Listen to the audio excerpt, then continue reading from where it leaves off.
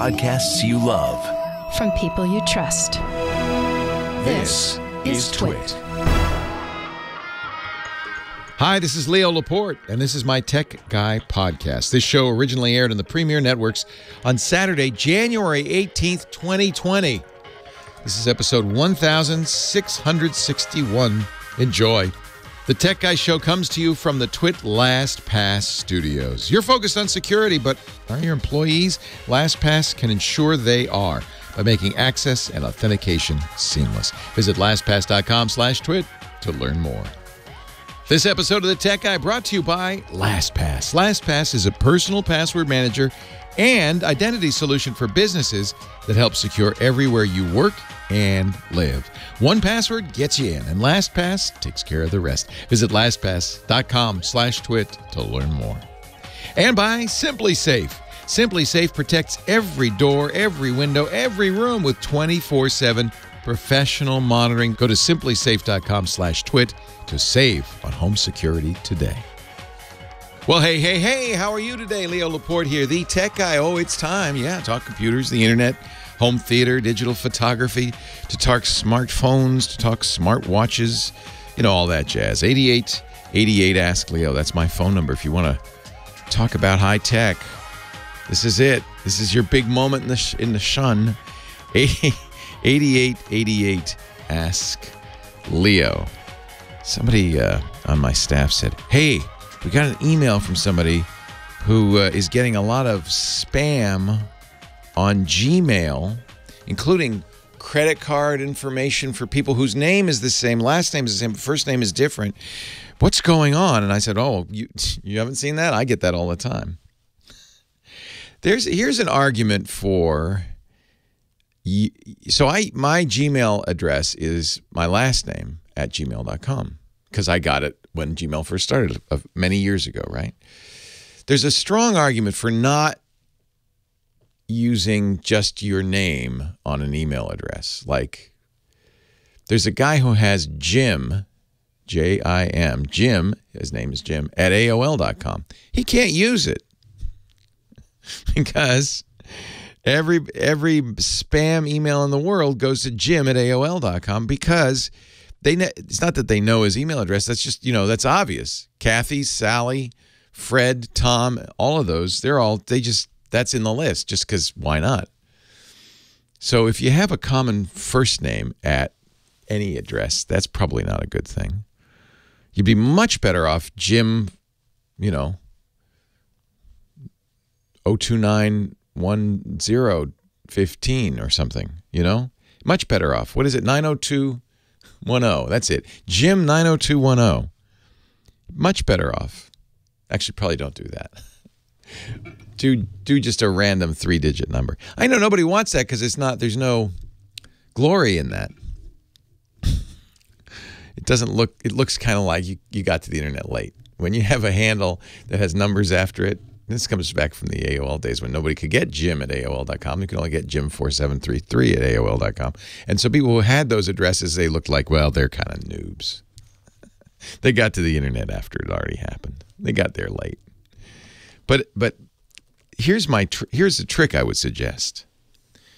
Have your real email address, you know, the one that goes to your email provider, whether it's Gmail or Yahoo or Hotmail or Outlook, or maybe you, like I, pay a company like, I don't know, Proton Mail, or I use Fastmail for an email box. I'm going to use a geeky term here. My canonical email address, that means that real email address, the actual email address, is nothing you could guess. It's completely weird, as it should be. And then what you do, or what I do, is I have registered a domain name with my real name so that if you send email to Leo at myname.com, then it will get forwarded to this obscure name. That helps with the spam. And I learned this because I had Laporte at gmail.com. I still do, Laporte at gmail.com. And I get a ton of email for a couple of reasons. One, because it's a common French name, right? And the other one is that apparently a lot of people, so there is there's a kind of unwritten rule. It is written, but Gmail doesn't necessarily support it, that you could put periods in a name. So it could be leo.laporte@gmail.com, and you could put pluses in a name. So it could be Leo plus Laporte at gmail.com. And they will be ignored, in a sense, by the email machine. The email machine will say, well, I don't know what that is. I'm ignoring it. But I think some sending email machines see the dot and say, oh, that you can't put a dot, and they leave it out. Or worse, they put a space there. That's, I think, what's really happening. So then somebody's sending email to joey.laporte@gmail.com, but the dot's getting replaced at some point along the line, not by Gmail, but somebody else along the line. And it's turning into Joey space Laporte@gmail.com. And guess who Joey space Laporte@gmail.com goes to? It goes to Laporte@gmail.com. So, like our correspondent, I get a lot of email. This is a very convoluted story. I get a lot. I apologize. I got a lot of. It might explain why you too might get a lot of email to people with the same last name or a similar name, but not yours. It's a mistake in the email addressing scheme. And he says, I'm seeing credit card numbers, reservations. Yeah, I see all of that. And a lot of it's in French because Laporte is a common French name. So they're saying it to Francois.Laporte@gmail.com, and it's getting replaced, and it's now Francois space Laporte@gmail.com. And that means it goes to me, and I don't know Francois from Adam. I do know Adam Laporte, but that's another story. I don't know Francois from Adam. So I get his email, and a lot of times it's confirmations, it's tickets. It's all sorts of stuff. So what have we learned here? Well, one, if you're making a new email address, probably make it something really obscure. I actually, now what I do is I take two random words and combine them together.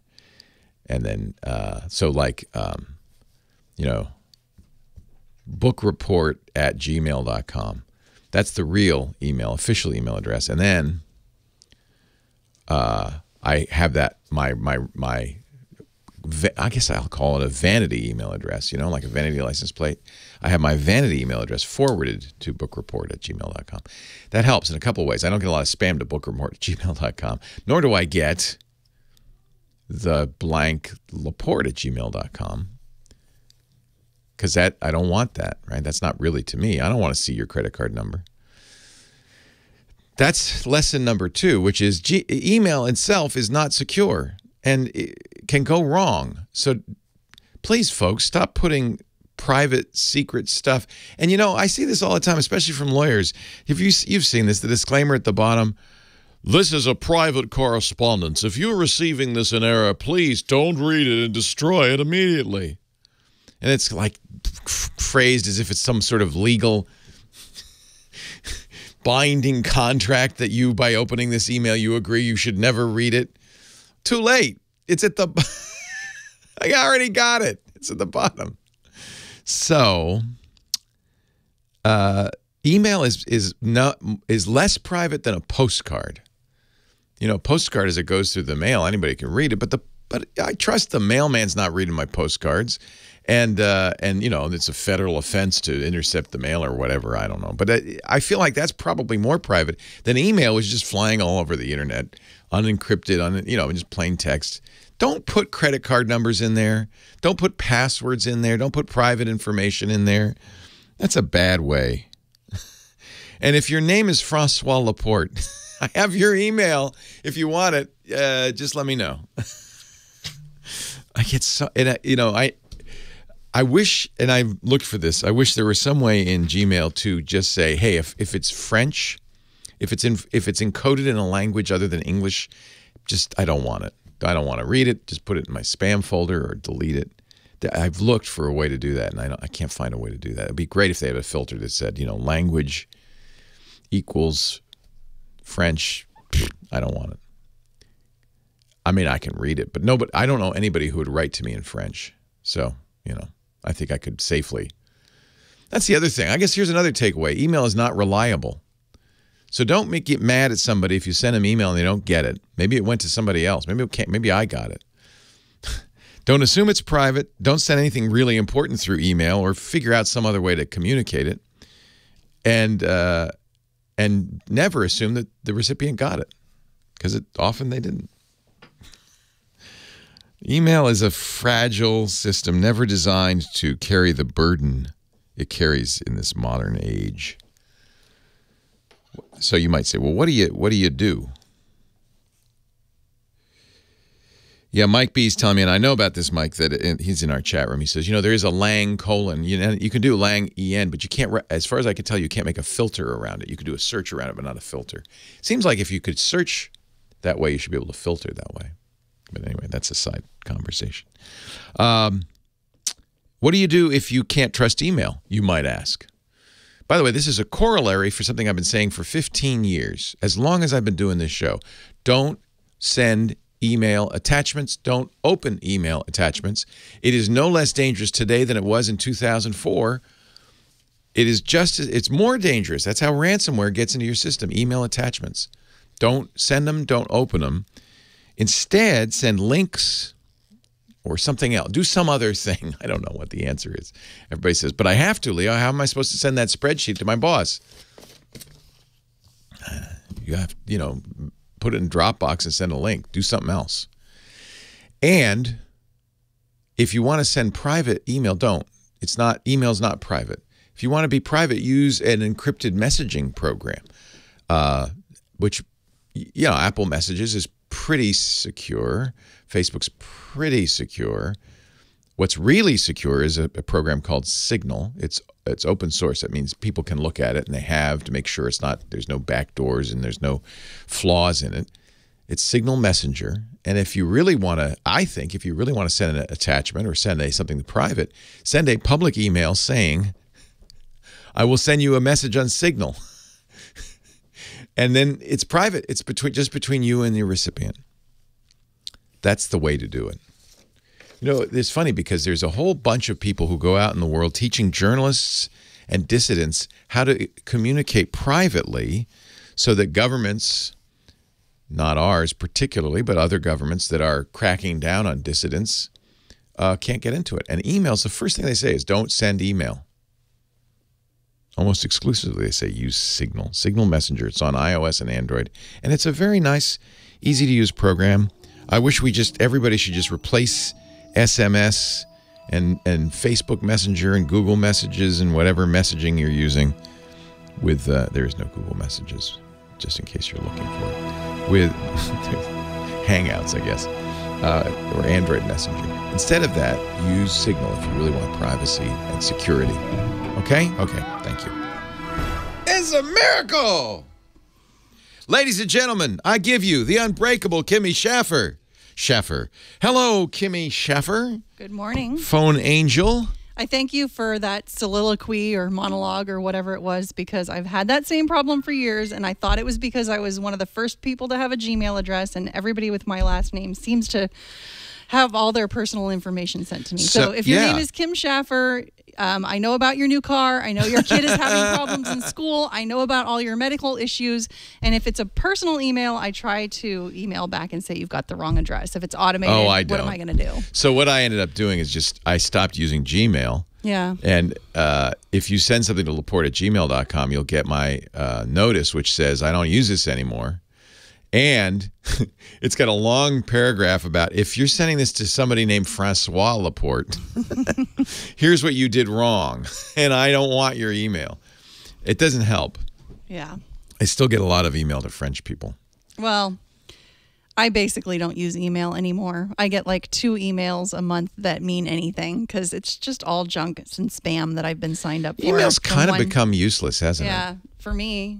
And that's the other reason I said don't get mad at somebody if you don't read their email and people get mad when I don't respond within a day to their email. It's like, dude. Yeah. I say that, by the way, all the time now. Dude.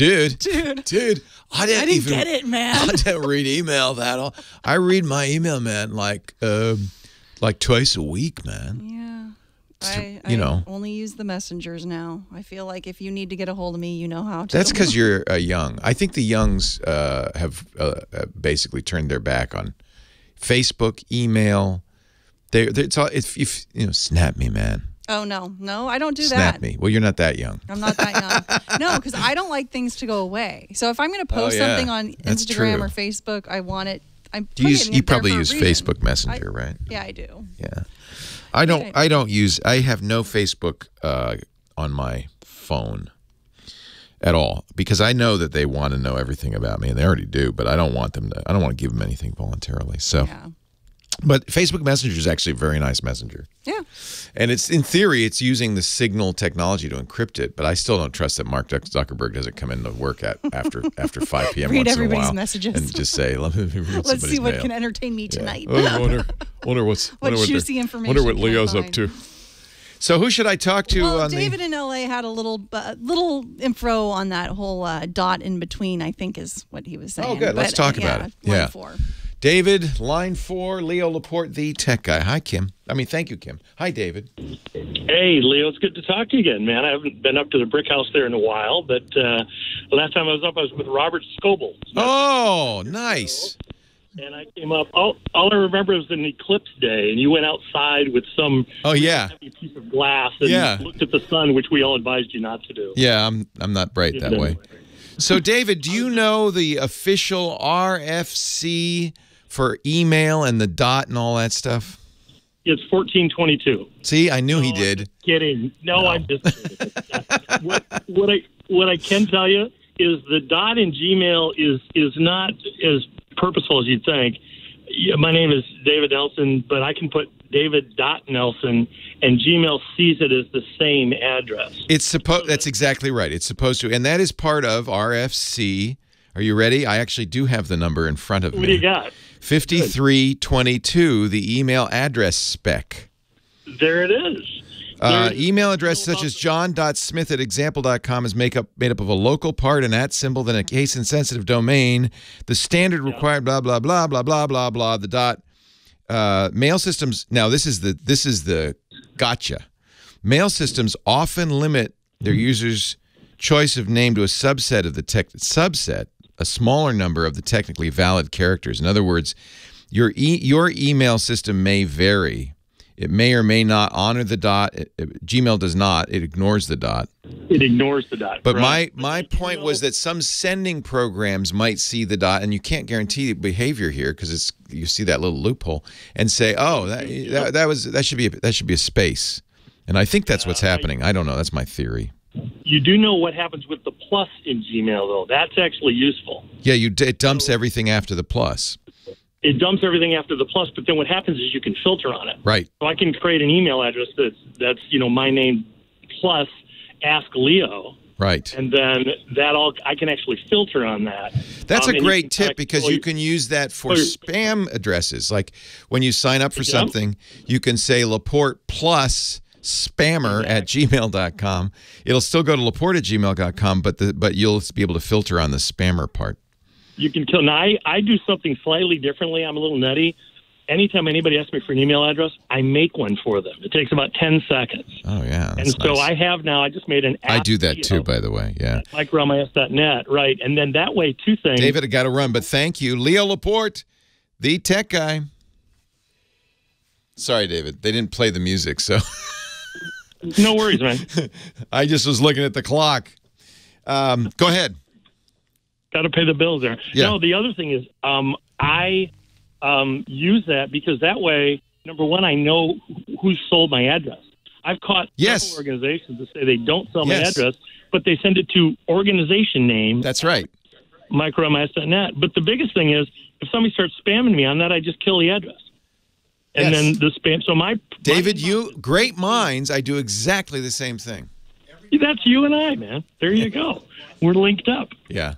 The plus is sometimes disallowed, and John's pointing that out. And that's the problem, maybe because they know what's going on. So our system is better. What you and I do, if you control a domain, which I do, I have an email domain that's my primary email I don't give out. And if you control that domain, in many cases, you can have an arbitrarily large number of somethings at that domain. Yeah. I have 660. I just looked. And then I have a mailbox I call it anybody at my email domain. Perfect. And so that's anybody who sends something not to Leo at that email domain. And then you're exactly right. Now, I have yet to catch anybody, which is interesting. Maybe they've wised up. Yeah, no, I caught a couple of companies, and you call them and you go, that's not us. And I go, look, you're the only people I ever gave this email address to. If it says Verizon at myemail.com and I get email from Honey Baked Hams, I know that Verizon sold my email to Honey Baked Hams. Exactly right. That's why I do it. The big problem with that is I do have a Verizon at myemail.com, and the big problem with that is I can't stop that email address because that's how they connect with me. So I have to figure that part out. Ways to manage it. I've been doing it way too long, but it's just real easy, and my inbox is pristine, man. There's nothing there that I don't want to read. That's why I do it. For true email perfection, you need to have your own custom domain, and you need full control over it. So then there's a lot you can do.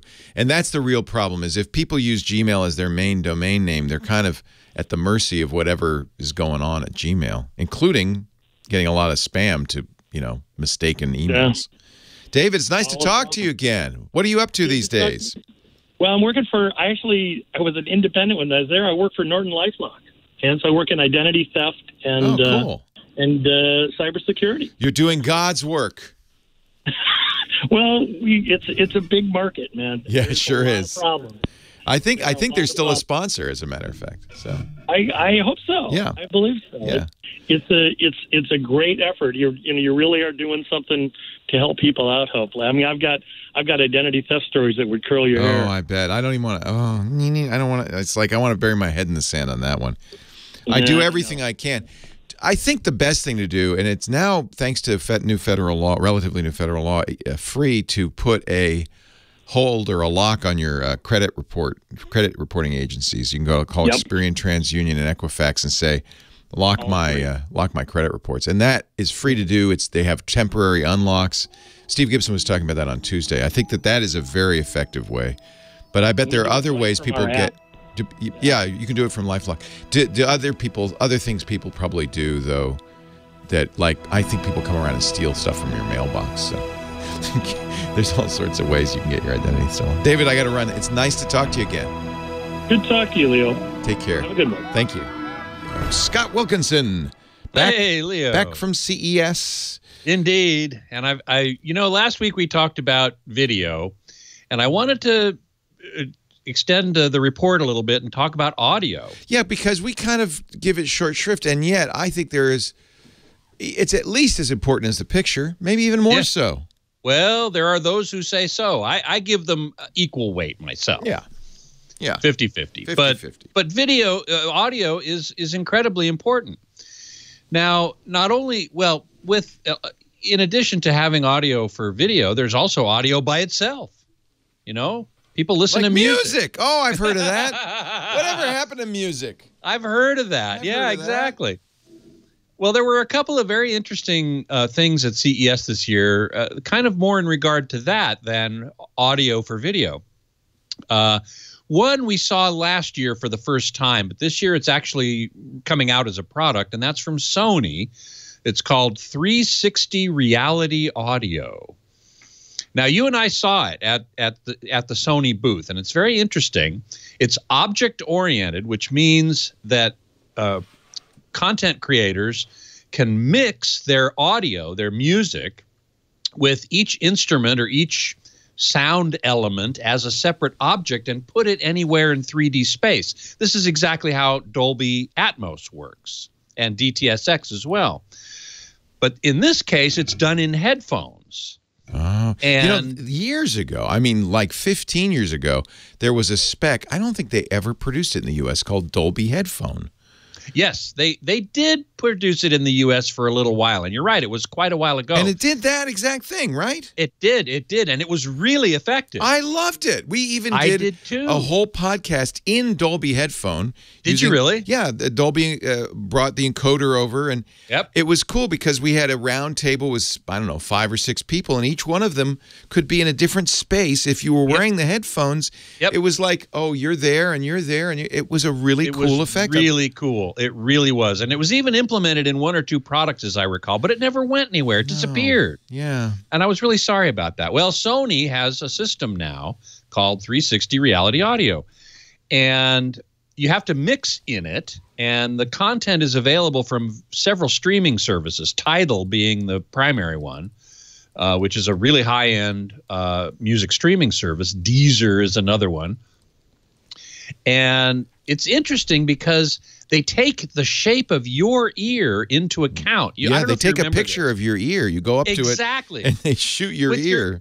With your smartphone, you take a picture of your face coming from the front, and so you see your ears on the side, and then they take a picture of each ear. And everybody's ear is uniquely shaped and uniquely determines exactly how you hear the world. So I want this now. Does it work, though? We didn't get a chance to try it because there was a long line for the... I know. I'm getting it next week to review.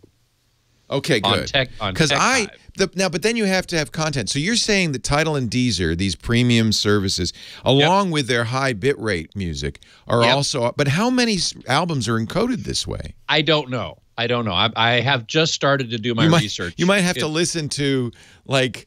something one awful thing over and over and over. You know, oh great, the 1812 overture again. Well, I'll never get tired of the cannons are in the left, the bells are in the right. I guess, you know, orchestral music would be a good example of this. Would be a really good example. Especially if you could sit in the middle, right? Yeah, I think it's mostly pop music that artists have encoded their content or mixed their content in this 360 reality audio. I'll find out. I will give you a report because I'm getting a system. It works best apparently on Sony headphones. Although at one point in the Sony website it says any headphone. Well, okay, so that's interesting. Yeah, because it's digitally shaping. All headphones are fundamentally the same. They have two speakers, one for your left ear, one for your right ear. Yeah. So somehow, like binaural recording and mixing, somehow they have to digitally modify it to trick your ear into thinking. I mean, okay, maybe you only have 4 minutes. Let me see if I can get you to explain. How do I know? How can I locate sounds anyway? I only have 2 ears. Yes. Well, this is a really important science, and people have done a lot of research on it. There are a number of cues that the brain picks up that we're not conscious of. Am I moving my head like I do with my eyes slightly each time to kind of... Well, that could be part of it. Part of it is the difference in arrival time. So if a sound is coming at you from straight ahead, it arrives at both your ears at exactly the same moment. Yeah. But if it's coming up from the right, it hits your right ear before it hits your left ear. Yeah. By microseconds. Mm-hmm. But it's enough for the brain to determine, oh, it's coming from the right. Then there's how the sound diffracts around your head and how it diffracts around the shape of your ear, which, as I said, is unique. So that's why they need to know the shape of your ear. Exactly. And then but they can't aim a sound with a headphone speaker. There's just one driver. It's all processed. It's all processed. So somehow they phase it, or yes, it's phase shifting. It's amplitude shifting. Wow. It's processed so that it tricks your brain into thinking, oh yeah, it's coming from over there, or it's coming from overhead, or it's coming from behind me. Because any direction the sound comes from, and this is critically important for our survival. Evolutionarily, oh, of course, you want to know where the tiger in the bushes are. Caveman had to know where the tiger was coming from. You got to know. Is the tiger there or there? You know, I mean, if you don't want to make a mistake. So over many millennia, our ears have evolved, and our brains. It's really our brains, isn't it? It's really our brains. Yeah, have because my brain doesn't know the shape of my ear. Right, exactly. It can't take a picture, but it has learned as I've grown from a baby. Yep. And it's improved over time in echolocation or what? Not echolocation. Not echolocation, no, but I'm not localization. No, yeah, exactly. Although some blind people have learned to do that. This is fascinating. Some sight-impaired people have learned to do clicks and whistles and so on and navigate their terrain, their environment. Just like bats do, by bouncing sound off of things. Yes. Our built-in oral LiDAR. Yes. Wow. Exactly. The human brain is a really remarkable thing. And I would bet, I mean, 15 years ago with Dolby Headphone, they didn't have the AI technologies they have now. Correct. Or the processing power. Yeah. I would bet they can do a much better job. I really can't wait to hear this review. Oh, yeah.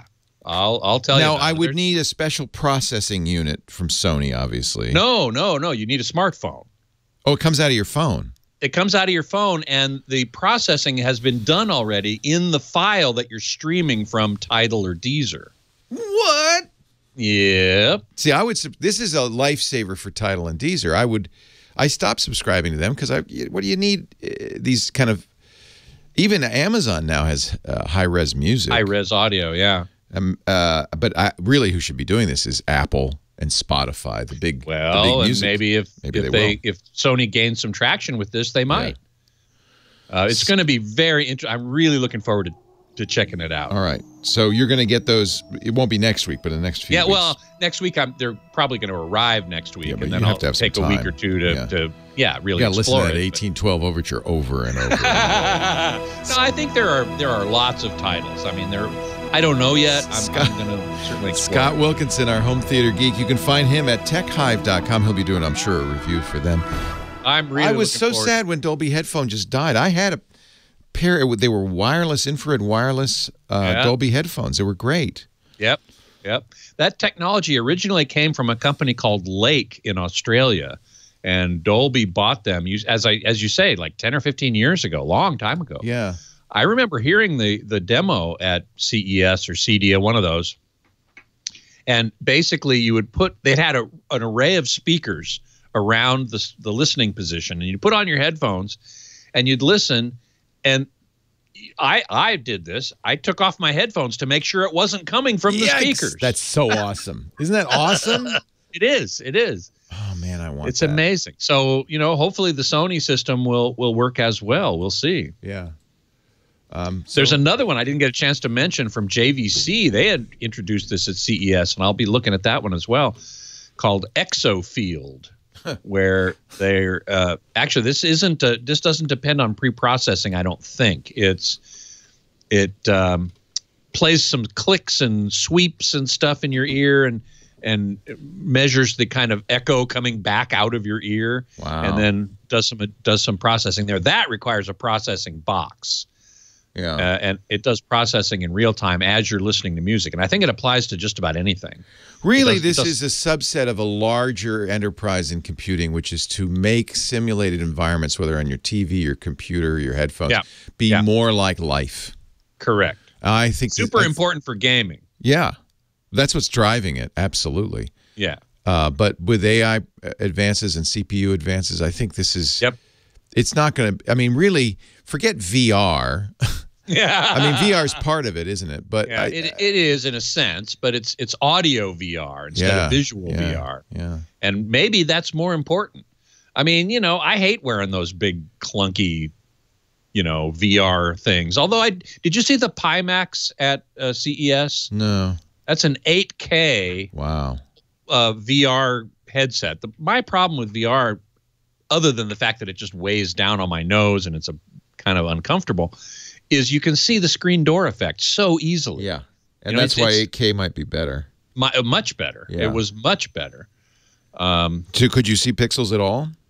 I could, but... Yeah, you're only 2 inches away from them. Exactly. I could, in fact. But it's far less distracting than anything else I've seen. I think in the long run, visors are not going to be the solution. I'm not sure what the solution will be, but... Well, I'm not sure. In terms of VR, you need to be isolated from the real world. AR, you don't. AR, you see the real world and you have stuff overlaid on top of it. With VR, it's completely isolated. So I don't see how you could do it without having a visor, unless you were in like a holodeck, right? Star Trek land. So. Or Disney, they just opened up a new part of the Star Wars land at Disneyland, which is called Rise of the Resistance. I haven't been there, but I was just down. Actually, I was right next door to Disneyland yesterday. I was at the NAMM show. Oh, you went to NAMM. Oh, good. Yeah. And for the first time in like 30 years, I was not looking at music technology. Wow. I was looking at tubas. What are you in the market for a new tuba? I'm in the market for a new tuba. Yep, that's exactly right. Have there been many advances in tuba technology since the 17th century, or? Well, tubas didn't come into real play until the 19th century. Oh, but okay, all right. Yes, there have been some. There certainly have been some. I mean, acoustical analysis,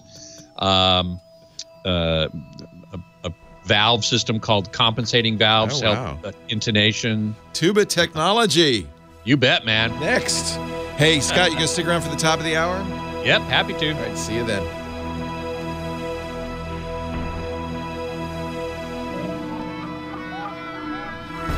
It's in the left ear. It's in the right ear. It's behind you. It's in front of you. Wow. Mind blown. Leo Laporte, the tech guy. 8888. Ask Leo. The phone number. I don't know. I hear that music. I want to talk like this. I am your tech guy right now. Robin, North Hills, California. Hi, Robin. Hi, Leo. Let me take you off speaker. Okay, thanks. Hey, sorry about that. Yeah, I use Google Photos to back up my photos, which I absolutely love. Me too. Yeah, it's really cool. I've made some videos pulling up for my kids' birthdays. I was able to just search for them and pull up old pictures. I know, and isn't that great? them. And, they have a feature called I think Dogs and Cats, where you could just get all your dog pictures and make a little movie with music and stuff, and it's all done kind of automatically. It's amazing. So yeah, it really is. But I had something weird happen. All of a sudden, all the way back in my 2010 photos, because I backed up, from my hard drive. Oh yeah, I have photos going back to also. 2004 in Google Photos. I have more than 60,000 photos in Google Photos. Oh, I wish I could get them that far back. I didn't switch over to digital until started around 2002. Yeah, I didn't really start using digital until probably about 2007 or 8. It's still fun. I mean, I don't have as many pictures from when the kids were little, but I have at least some, and it's fun because Google's smart enough to know. Oh yeah, that's Henry when he was 5 instead of 25. It's pretty amazing. Yeah, it tends to have a little bit of problem with some of the baby pictures. Yeah. They don't look like anything. They all look like Winston Churchill at that age. What are you just going to have a bunch of pictures of Winston Churchill? That's no good. Well, what's funny? No, it does identify the right person if you can get it to recognize a face. I have some of my kids' baby that's pictures interesting. That it doesn't even recognize a face to tell it who it is. Oh, interesting. So it recognizes the adult faces in the picture, but doesn't recognize the face baby. recognition. They do interesting things like geometry, the distance between the eyes, or the triangle from the eyes to the tip of the nose to the. I mean, there's just some very interesting things they do that, in theory, don't change that much as you grow up. It's quite clever. But anyway. Yeah, it's really neat. But what happened is I discovered, and I was in my Google Photos looking to show somebody an old picture, 2 days before I discovered this problem. So I know that they weren't there then. Okay. When I went looking for another old picture, I discovered in my 2010, in a few day range, there is a bunch of weird screenshots in there. Oh, yeah. that are mostly in different languages. Oh, not yours. No, they're not my screenshots. Oh, that's not good.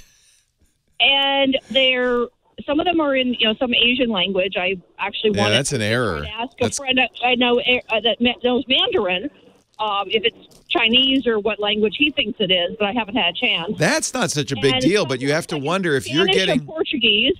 Yeah, you have to. It's not such a big deal that you're getting those but you have to wonder if I'm getting somebody else's images, are they getting my images? And that's a severe cause for concern. Yeah, and also all of a sudden it's back in 2010. Yeah, no, clearly somebody else's images. Uploaded. Yeah, clearly somebody else's images are getting into yours. But how is the question? Google's going to say, well, it's not us, it's you. No. I would. Yeah, well, if you can even find a way to ask Google, I've been trying to good find luck. that for a few days. No, you can't. I did turn on I did finally. This was a wake up call to turn on the 2-factor. Absolutely, so but I don't think that's the issue. So, by the way, if you pay Google for something, like if you use Google One, their paid Google Drive storage, they call it now One, there is support there. It's just that if you're not paying them for if it's all free, do you pay them for Google Drive storage for your photos? No. Yeah. So at that point, you're catch as catch can for tech support. So my theory is, it seems unlikely, although completely possible, that Google has inadvertently crossed the streams. That somebody else's database of photos is getting into yours. That's completely possible. Again, how you figure this out, I don't know. What may also be the case, and this, you're right to be worried about this, is that maybe somebody from Portugal and China and who knows else is logged in to your account and it's uploading their pictures. That seems less likely because they're so old, right? Who keeps screenshots from 9 years ago on their phone? Right. That's what, if it was like, actual pictures of people or something, that might make, some kind of sense. You have, if you go into Photos, you have a list of folders that it's syncing.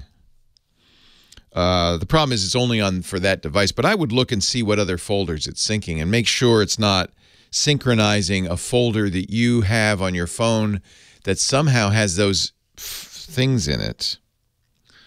So I think a little digging, in other words, into Google Photos would be probably a good idea. Also look at whatever metadata there is on those images. Get the info on those images and see kind of if you could see anything more about them, if it has location information or whatever in there. If you go to manage your library, is that where you see it? Nope, that's not it. I'm looking at my Google Photos right now. There is somewhere in the settings that you can see what folders. Yeah, it's which folders it's backing up, and I would take a look at that and make sure it's not backing up folders, some weird folder on your phone. Those screenshots may be, for instance, part of an application as documentation. But back from 2010? Yeah, because they made the app then, or they did the documentation back then. And there may be getting accidentally synced to your phone. So do you understand? The way Google Photos works is and you'll see this from time to time when you add a new folder or you add a source of photos. If you installed Snapchat and take a picture with Snapchat, you'll get a pop-up that says, "Do you want me to sync these photos too? Do you want me to add this folder, the Snapchat folder?" Right. So I would look at that, see which folders it's syncing. Perhaps there's a stray folder, and that's exactly what would happen. You buy an app. They did documentation in 2010. They did it in multiple languages. You don't ever see the Portuguese and Chinese versions. You see the English versions. But those photos might be in a resource folder for that app that is getting copied up. I mean, that's one theory. It's a mystery. It is completely, as I said, possible that Google screwed up here. But that's the least. That's the one you really hope is not happening, because if they do it, we all hope is not happening. Because if that can happen to you with somebody else's pictures, it can happen to me with my pictures, right? And that's a real privacy invasion. I would bet that Google does an awful lot to prevent that from happening. I hope so. So eliminate all the ways that it might have happened from you. I think you were smart to put on two-factor. That is a standard stock advice for everybody. Anytime anything lets you put two-factor on, turn it on. And especially things like Google, your email provider, if it's not Google, your bank, anything that you really want to keep secure, having just a password is a potential problem. I would go into this folder settings. I'm looking, I can't see exactly where it chooses what folders to back up, but somewhere in there is a list of folders it's backing up. Are you on an iPhone or an Android device? Android. Yeah, that'll be easier to. I also back it up from backup photos from my Windows computer. So yeah, you want to look at each device that's backing up to Google Photos and see what the settings are and which folders. It's actually much more likely it's coming from that Windows PC. I could see that happening totally. That somehow the documentation for an app you installed includes these screenshots. Do they look like screenshots that might be from an app? They look like screenshots from a phone. But is it like an app, or is it just like somebody's desktop? It's inside. It's not. You can't. I honestly can't tell. I would. This is another thing where I don't know if you're on Twitter, but this is the kind of thing where Twitter is very useful. Just tweet it and say, "Who's seeing this and what does it mean?" It's like crowdsourcing it. It's very useful. One of the few last useful features of Twitter. Our show today brought to you by iDrive. It's a new year, time for a great New Year resolution, and we should all make sure your data is safe, backed up. Family photos, videos. It's nice to have Google Photos, but really, you need to back everything up, and I use iDrive. I recommend it. So does PC Magazine. PC Magazine said iDrive is their best backup solution for 2020. That's the 6th year in a row. With iDrive, you can back up everything, all your devices with one account, Macs, PCs. PC Magazine says, quote, iDrive does just about everything you need an online backup service to do and more. It's got express backup for initial seeding, strong encryption and security, and at $6 a month, it's very affordable. But wait, no, there's more. 90% off right now for a limited time when you use my name, Leo, at iDrive.com. Your first year, 90% off, iDrive.com. Use my name, Leo. Yeah, that is such a weird mystery. I have no idea, Robin. I wish I had a better answer for you. Maybe somebody in your chat room. Yeah, the chat room, and this is a great thing to put up on Twitter, Twitter or Reddit. Both Twitter and Reddit have a lot of people who love detective mysteries. And it's kind of like crowdsourcing the answer. Twitter is hard because you have to have a lot of followers. But if you went to the Google Photos subreddit on Twitter, do you use Reddit? No, but my son does. Ask your son to do it. Yes. Go to reddit.com. I don't know what the Google, but there'll be a Google Photos subreddit. Post a few of those images and say, why is this showing up in my Google Photos? And you'll get a lot of weird answers that are dumb. But you will get, you're crowdsourcing it, and I think that's the best way to get an answer for something like that. Okay. Well, thank you for your suggestion. Let me know, Robin. I would also look at sources. Yeah. Okay. Let me know. I think that's a fascinating, I love these mysteries. We get a lot of them for some reason. There is an r/Google Photos. Okay, so it's reddit.com/r/Google Photos. One word. All right, Scott. Your turn. Hey, your turn. My turn. Woo. So we've been talking a lot in the chat room here about cinema mode on TVs, and Dreamscapes is wondering if cinema mode is best for everything, or should he switch around to Technicolor or Expert, or are those better? And as I said, Expert mode really is intended to be calibrated, to be fully calibrated. And if you select it without fully calibrating it, I'm not sure. I don't think it would be all that accurate. It might be kind of close, but maybe not. It's not guaranteed. Technicolor mode is intended to be pretty accurate, so that would be one to try. But generally speaking, cinema or movie mode is the one to use. And I just put it at that. Well, I calibrate, but if I weren't to calibrate, I would just put it in cinema mode or movie mode, whatever the TV calls it, and leave it at that. Watch everything in that. Some people don't like that. I've run into plenty of consumers who say, "Oh, I prefer the look of vivid mode." Oh man. Okay, well, if you prefer that, then go for it. It's what floats your boat. That's what's important here. But don't fool yourself into thinking it's what the content creator intended for their content to look like, because it didn't. It's not anywhere near what they intended their content to look like. So, if you want to distort, if you want to look at things that are distorted, maybe you like to listen to audio that's distorted, go for it. I'm not going to judge you for that. I'm just going to say it ain't what the creator intended. Tech Dino is asking, what's the longest time it took to calibrate a TV? It takes a few hours, especially if you're going to do standard dynamic range, high dynamic range, and Dolby Vision, HDR10 and Dolby Vision, all separately. That'll take a number of hours. For a typical standard dynamic range calibration, probably a couple hours. That's about what I would expect to do that. Hey, Mike Heist just joined again. Hey, Mike, how you doing? Good to see you here. I know you were here earlier, and I saw that you quit, and I went, oh, no. Was it something I said? Let's see. Maverick56 said, I decided to buy an OLED LG 55-inch for $1,500 instead of a 65 or 75 LCD TV. He opted for the OLED. If I had to choose, would I go for the smaller OLED or the bigger LED screen? Smaller OLED.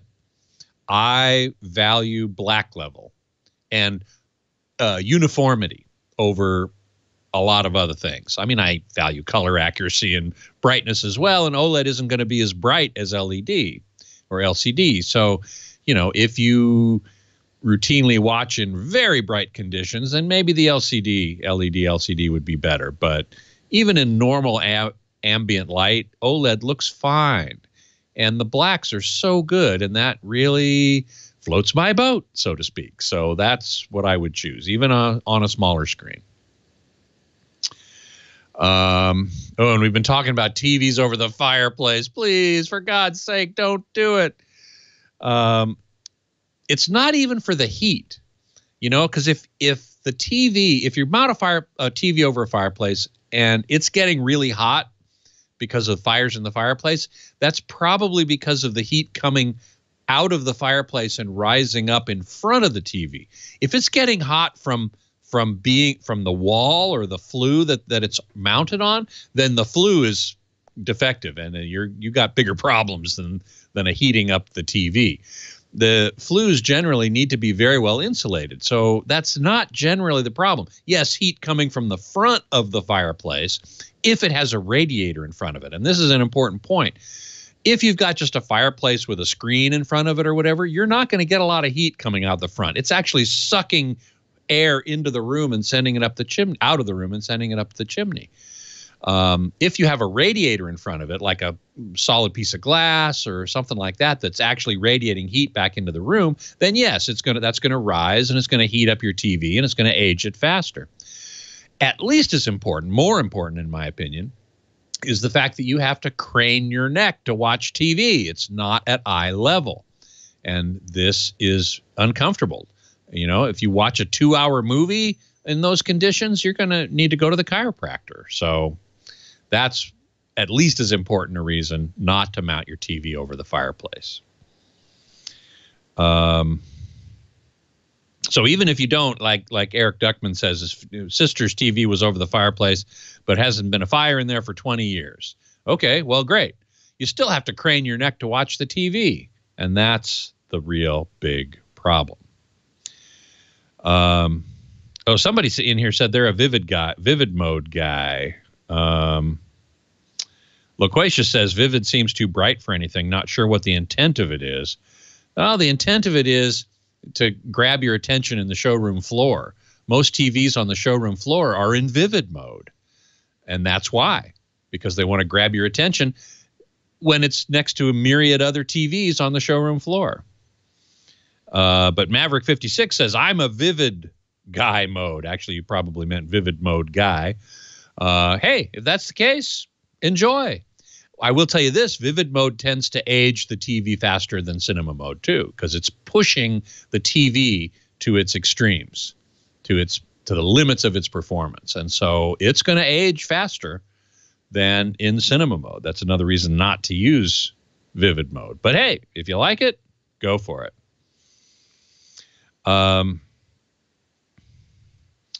Let's see here. No, I think you're right, Scooter X. That's not my article. Talking about the new ATSC 3.0. You know that interview we did with Tunisia? Yeah. The folks from Sinclair called and said, you have to pull that down. She was wrong about everything. Oh, no, really? I don't know if it was they were mad at her that she talked to us. I said, well, what did she say wrong? He said, well, it's not... I don't think she said anything wrong. It's not downward compatible or something. Anyway, we edited it out because Sinclair called and said, take that out. And I said, oh my God. It was that she was not authorized to talk. I think that's what it was. That's absolutely what it was. I have no doubt of that whatsoever. In fact, I had that thought at the time, and I didn't say anything, and I should have. Well, she should have. It's not our... I'm a reporter. If somebody talks to me, fair game. All right, thank you, Scott. Well, hey, how are you today? Leo Laporte here, the tech guy. Time to talk about computers, the internet, home theater, digital photography, smartphones, smartwatches, you know, all that jazz. 8888 Ask Leo. That's the phone number. I love to talk to you about tech. I'm on a mission. A mission from Ada Lovelace, I don't know, to spread the word, the good word of tech. Actually, tech, as you well know, if you use it, is not always something to be celebrated. But that's kind of why we have to get together as users and speak honestly amongst ourselves and help each other to get the most out of it. Because honestly, the companies don't care. They don't. Boy, there's a movement afoot, too, I have to say, and I'm not sure I'm thrilled about this, to take down the big five. Amazon, Facebook, Google. Who else? I guess just in some situations, Apple. And I'm not merely talking about the Democratic candidates trying to get headlines saying we should break them up. Now, in this week, Congress took testimony.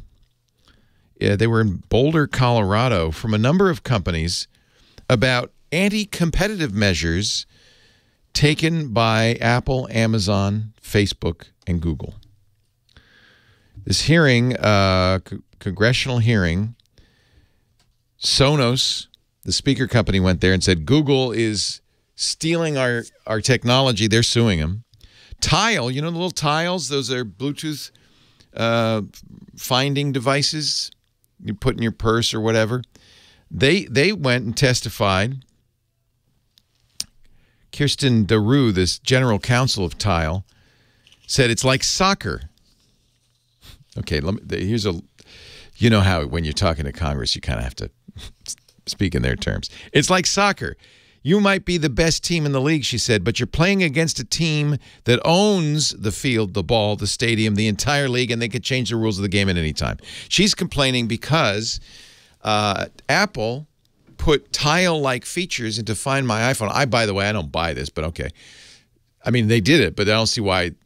Anyway, Tile's mad because you can uninstall the Tile app from an iPhone, but you can't uninstall Apple's Find My iPhone features. And she says that's anti-competitive. BS. Sorry, lady. This is my problem, is that when you start taking testimony, this happened in Europe as well, during GDPR and even going back to the Microsoft lawsuits, you get the competitors come marching in, seeing an opportunity. Let's take down the big guy because they're unfairly competing. Apple's not unfairly competing by putting Find My iPhone in the iPhone. Sorry, Tile. No, that makes no sense at all. Ken Buck, Republican representative from Colorado, said, I think it's clear there's abuse in the marketplace and a need for action. FTC and the Justice Department all are probing Apple, Amazon, Facebook, and Google for potential antitrust violations. I think the Apple Store, which, by the way, this is going to be heard by the Supreme Court, a lawsuit against the Apple Store, I think that is a monopoly. That's much more reasonable to say, hey, look, if you're Tile, for instance, our stuff won't work if Apple at some point just says, hey, Tile, you can't have an app on the App Store. Now, Apple does not, at least doesn't seem to act quite that arbitrarily. They have rules, written rules, and if you violate those rules, then you can't be on the App Store. Tile said Apple changed the iOS software by putting in Find My iPhone, mimicking Tile's offering. You know, Tile, you don't own that Find My Stuff feature, but you could argue that Apple can hamper Tile by limiting their capabilities in the Tile app or keeping them out of the App Store entirely. Tile welcomes competition, she said, but it has to be fair competition. Leader of Sonos, Patrick Spence, blasted Google and other industry players for, quote, using their power in one market to conquer or destroy nascent markets. That's, of course, the classic no-no in antitrust law. This is all from, by the way, the Washington Post. Give credit to the Washington Post. They say they're suing Google, saying they copied Sonos' technology. They were in Boulder, so Pop Sockets, which is a Boulder company, you know those little dots people put on the back of their phone, the Pop Sockets? The kids love them. You know, they pop out, and then you can. Apparently, kids want to hold their phone with 2 fingers like a cigarette. I don't know. It's a strange thing. The company's founder said Amazon stole our idea, started selling their own Pop Sockets. I've heard this story frequently. He said, we tried to quit selling through Amazon because of, Amazon's anti-competitive measures, and it cost us $10 million.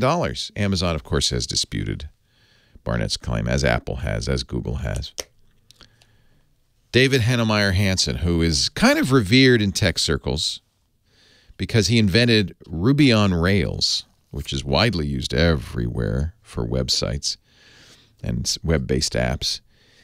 He's the co-founder of a company called Basecamp. He said the digital ecosystem has been colonized by a handful of big tech companies. Help us, Congress. You're our only hope. It's a challenge, right? Because you can't hate on these companies just because they've been really successful. That would be discouraging anybody from doing a good job, right? Well, you do too good a job, we're going to chop your head off. That's no good. We want to encourage, we want to reward people for doing a great job. And you know what? You can't deny it. Apple, Amazon, Google, and Facebook have done a great job. That's why they're dominant in their market. You can go after them, and antitrust law allows this. You can go after them for using their dominance in one market to enter another market or to keep others from succeeding in another market. But that's a technical thing, and I think there's a new term, and this is what the Supreme Court's going to be talking about. It's called monopsony. Economists have coined this term. Actually, one specific economist coined this term to describe not a monopoly of products selling in the market, but a monopoly of buying. If you're the only buyer of a product, then you can use your power in the marketplace to set the price. If you're the only person buying paper clips, you can say, I'm only going to pay a penny, and if you make paper clips, you have to do it. Who has monopsony power? Well, it turns out Apple might with the App Store. They're really, if you think about it, the only company that can distribute an app on the iPhone, period. So they have monopsony power if you think of them as buying apps and then putting them on the App Store. And the Supreme Court's going to be hearing that case. I hope they understand monopsony better than I do. It's an interesting conundrum. On the one hand, we love the idea, right, of knowing that every app we put on our iPhone is curated and checked by Apple to be a good app, to be reliable, not to have malware in it.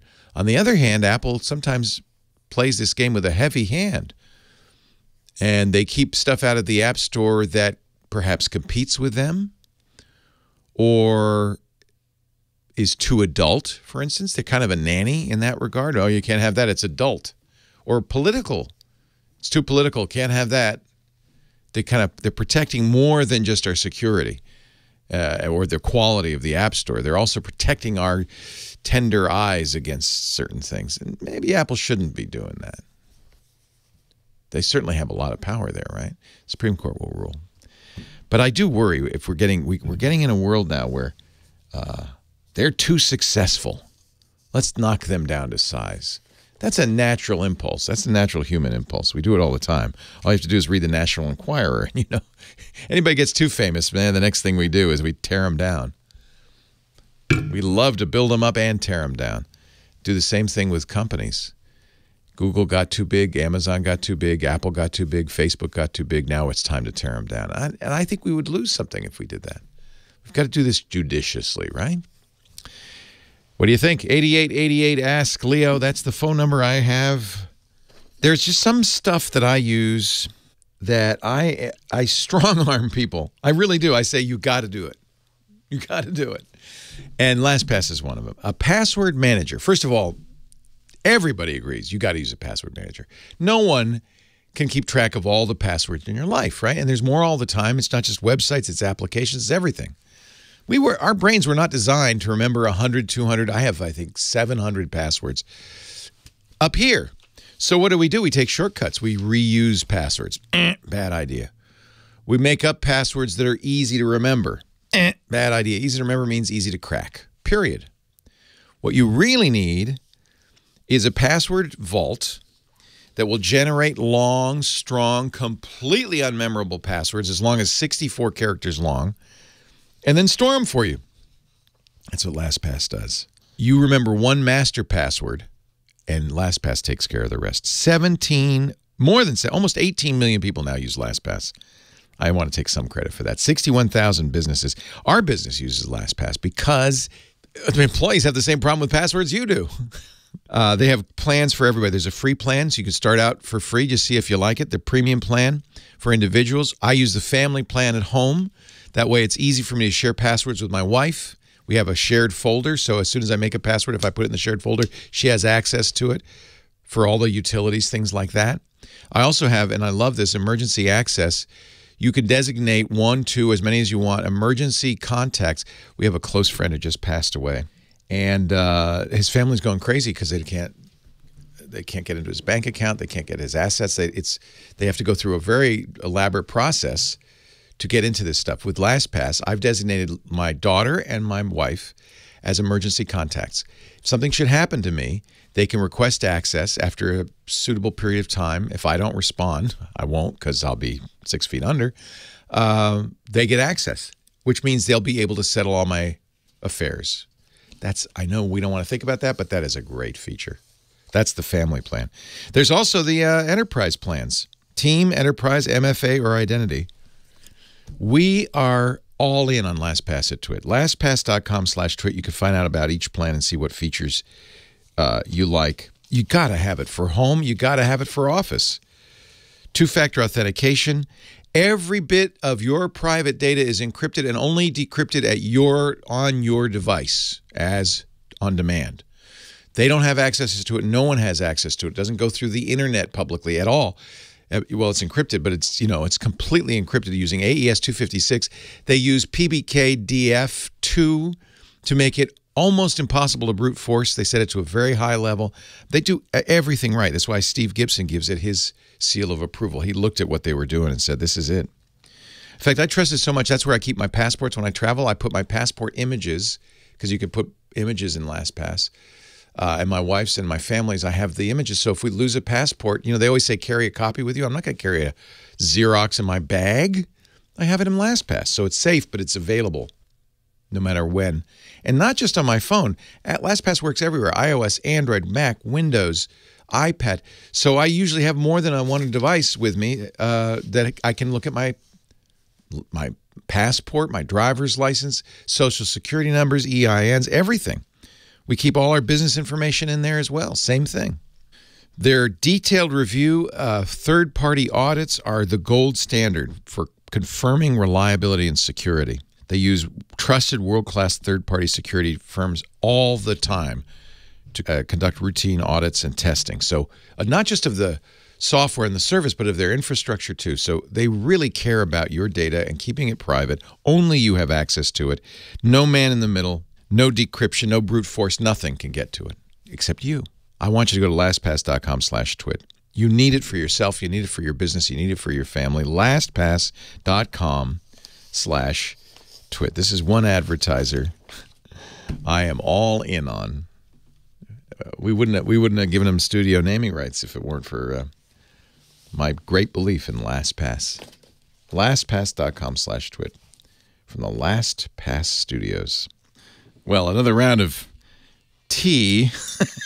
Leo Laporte, the tech guy. 8888 Ask Leo, the phone number. Line 4, Sean in Agora Hills, California. Hi, Sean. Hey, how are you today? I am great. How are you? Oh, I've been better. My wife has a Mac with running Mojave on it, the latest version of Mojave. And, of course, the website told her that she needed to download a new Flash player. Oh. And no. Yes. Yes. No. So nobody used Flash, period, ever. And almost always when you're downloading a new Flash player, it's not a Flash player. You think you found that out, right? Yeah. What did she download? I have no idea, but it started out with her Safari or Chrome or whatever browser she's using is defaulting to Bing, Yeah. And I've got online and tried a bunch of different things to get rid of that, and it didn't work. And then figured there was something else going on. So Is she seeing ads popping up in strange places too? Are you seeing ads popping up? I don't think she said anything about that. Yeah, that's a first sign of what we call a browser hijacker. Is that your search engine gets changed. Actually, changing it to Bing is fairly benign. You don't know what browser she's using? I bet she's using Safari. She's using Safari mostly, but even in Chrome it did it. Oh, interesting. Oh, nice. Yeah, it was a good little, it's not a virus, unless you use a really broad definition of virus to say anything that is surreptitiously installed on your computer that changes its behavior without your permission. I guess that's a virus. Well, I tried. So I went online and I looked for. I'm not a huge fan of malware. Things for Mac. But that can make it worse, right? You put something like Malware Bytes on there. Yeah. Tried Avast, and that was like, oh, now I have to figure out how to get rid of that. I got rid of that, and then I tried VVS and. Stop. Yes. Stop the insanity. At this point, do I actually basically have to reinstall the operating system and start over, or what are my options? Well, first of all, I want to commend you, Sean. Do not beat yourself up. You are attempting to do the right thing. And sometimes, though, you can make things worse by putting more stuff on the system. Of course. Yeah.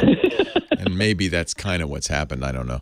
But Macs, it's really hard to get something that's actually dangerous on a Mac. You have to really work at it. Mostly what you've kind of probably done is screw it up a little bit. Not a big deal. There are ways to get rid of browser hijacker objects. And had you called immediately after this, I would have suggested that you go to the browser extensions and see if there's anything in there. It's under preferences. I did that. Yep. I did that. I even launched in developer mode and ran without extensions, and it still came up. Okay, good. So now we know that, in fact, it's not the browser, but it's something probably a launch daemon, something that And I found a launch. I don't remember what it was because it's been a week or two that we haven't used her computer basically because of this. But I found something that was launching, and I forget if it was in. Yeah, be in startup or launch daemons. There are some ways for things to get started up on a Mac. The thing is, all of that can be reversed if you kind of know the steps. One thing you can do at this point without losing anything is reinstall the operating system. In fact, this might be a good time to get Catalina on there. Is it such an old machine that she can't go to Catalina? No, it's a newer machine. It's just some software that 32-bit software. I jump my software myself to Catalina before I do my wife. I usually the big problem with Catalina is Apple has said no more 32-bit software. So some older apps will not run on Catalina. My accounting program does not work.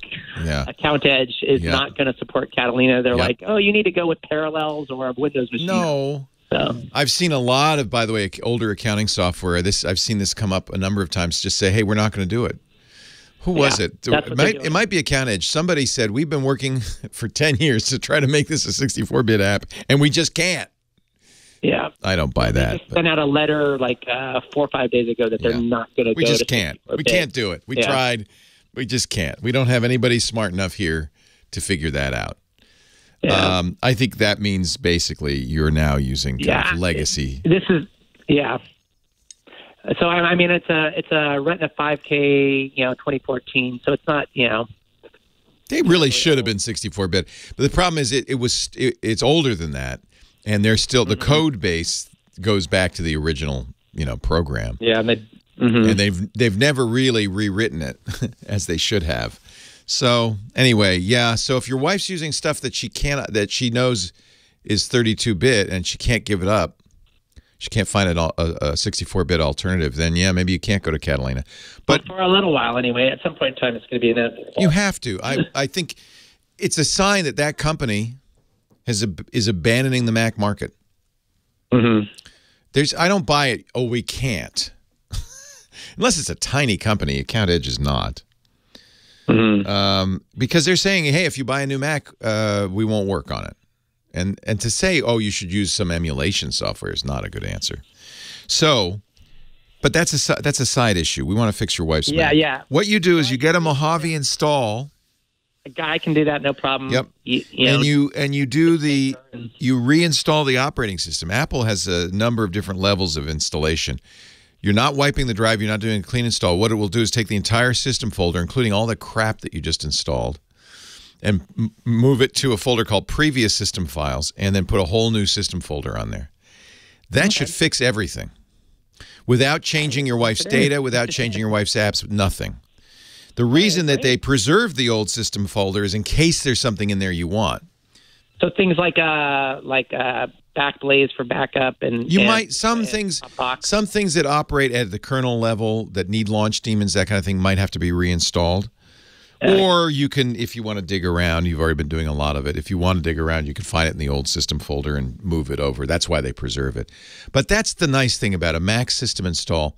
It doesn't wipe out your data. It doesn't wipe out your apps. It just puts a new folder on there. And I would bet that's enough for you.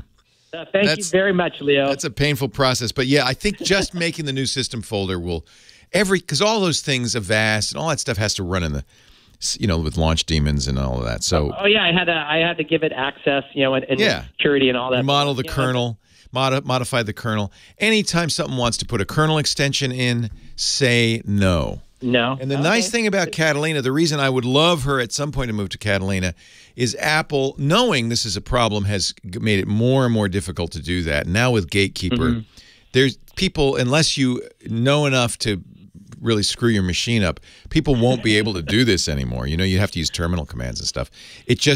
Apple does not want people to do this, and they're right. All right. Well, thank you very much. You have a great weekend. You too, Sean. Take care. Bye-bye.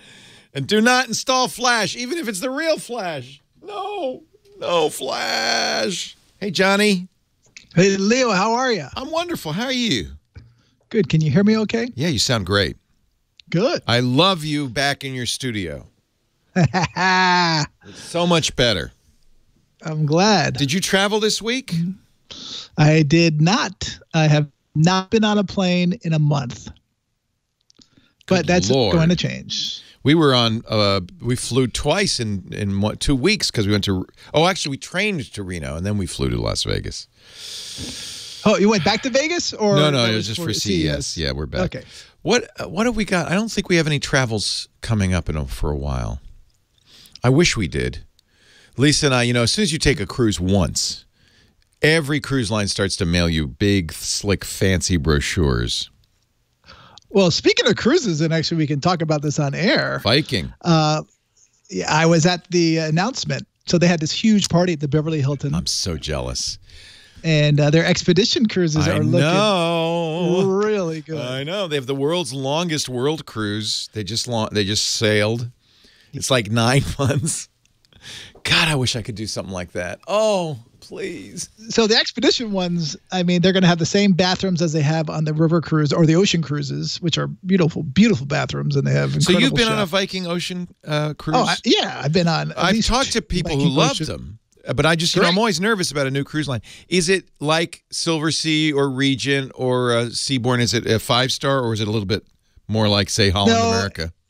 It's a little, well, I haven't been on a few of those. I've been on Seabourn, but as these guys say, his definition of luxury is understated elegance. Tours, I think, is pretty cool, and I kind of I agree with it. It's one of the things I like about Silver Sea. It's not opulent, but it's a simple thing. So he did an example. He spoke for an hour, by the way, at this party. Oh, I'm so jealous. But he was really interesting, and he was showing like the remote control. He's like, see this remote control? It had like 8 buttons. It doesn't have. I love it that you don't need you don't need a degree to figure it out. Yeah. Also, on the shower, it shows where it's hot, cold, and what the volume is. That's a pet peeve for Lisa. Every time we go somewhere, she says, I heard it. Like, every shower's, you got to fiddle with it to figure out what it's doing. So he says, this is luxury to me. That I agree with him. And I agree with him, honestly, luxury to me more is not about the accoutrement. It's about the service. And the food. Is the food good? Yeah, the food is good. So with Viking, you have to be 18 or older. So I like that. No little babies. Yep. Yep. I don't like that. Believe me, I used on to like Seabourn, that, on any of these expensive cruises, nobody's going to bring a kid. I've seen a couple kids on Seabourn. I've been on Seabourn probably 5 times. Yeah. And once in a while you see them, but they're bored. But with Viking, you can't have them on. Also with Viking, there's no casino. And with Viking, they say it's all about the destination. Good. They don't want to make their ship a destination. Do they have lecturers on board? Because that's another thing we look for. Of course. I really like the enrichment. Johnny Jett, he's our traveling guy, joins us each and every week to talk about all the travel stuff he's been doing and help us travel like rock stars. Hi, Johnny. Hello, Leo. You didn't go anywhere last week. No, but I will be going somewhere this week. I'm actually speaking at the New York Times Travel Show on Friday. Fancy.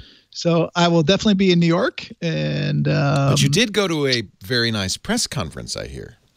I did. I actually went to the Viking Expedition. Viking Ocean Cruises and River Cruises have now launched Expedition Cruises. So Viking, which started as a riverboat cruise. Yep. You saw, you see all the ads for their riverboat cruising, and people love especially Viking. On PBS. They spent over $1 billion on river cruise advertising. He told us what? $1 billion.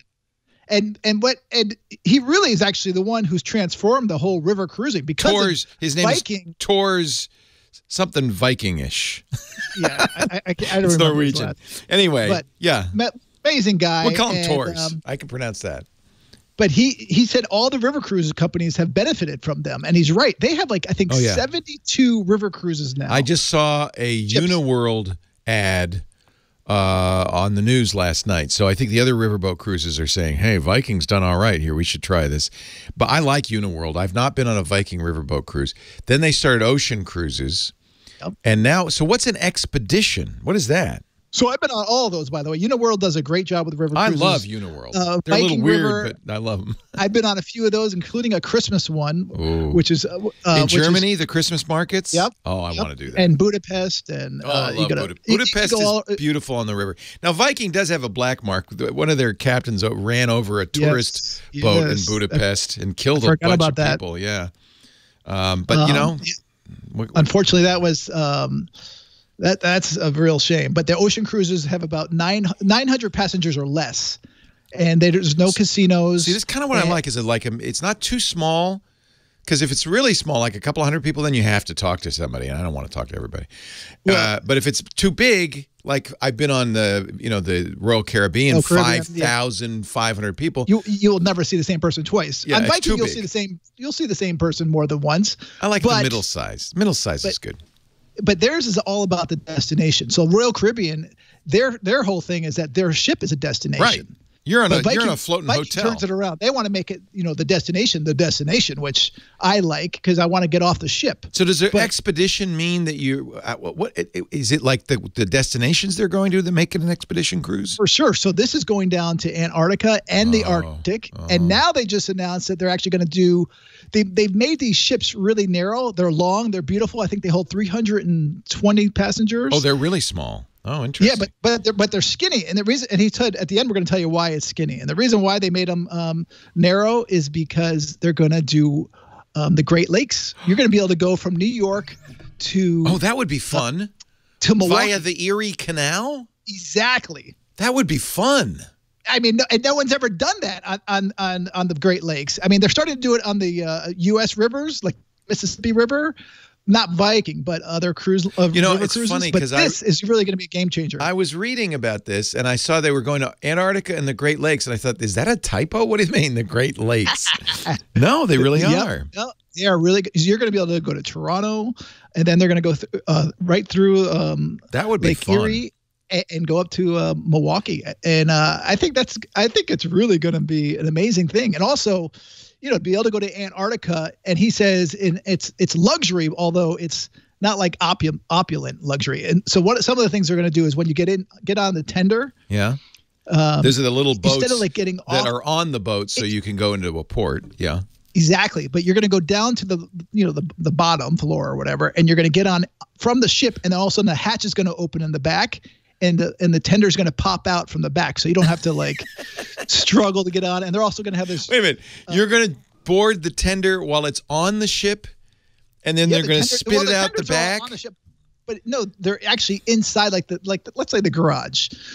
So you're going to go down there, and all of a sudden you're going to get on the tender, and all of a sudden the thing's going to pop up in the back, and then it's just a crane's going to come in and just let it go. That's actually kind of cool, because a lot of people go on cruises who are mobility challenged, and sometimes they just can't get off the boat because to get on a tender, especially if the ocean's a little rough, requires you got to be pretty agile. And so that's a great idea. Somebody who's mobility challenged, maybe uses a cane or a walker, can get on.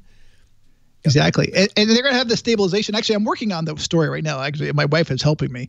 And so they have all this technology where the ship is going to be much more stable. And so when they do the Drake Passage crossing. See, that's what scares Lisa. That's what scares me. When you go to Antarctica, you got to go across, and it's sometimes as long as 2 days, what they call the Drake Passage, which can be very rough. It can be smooth as glass too, but you just don't know until you get there. My friends did it this week.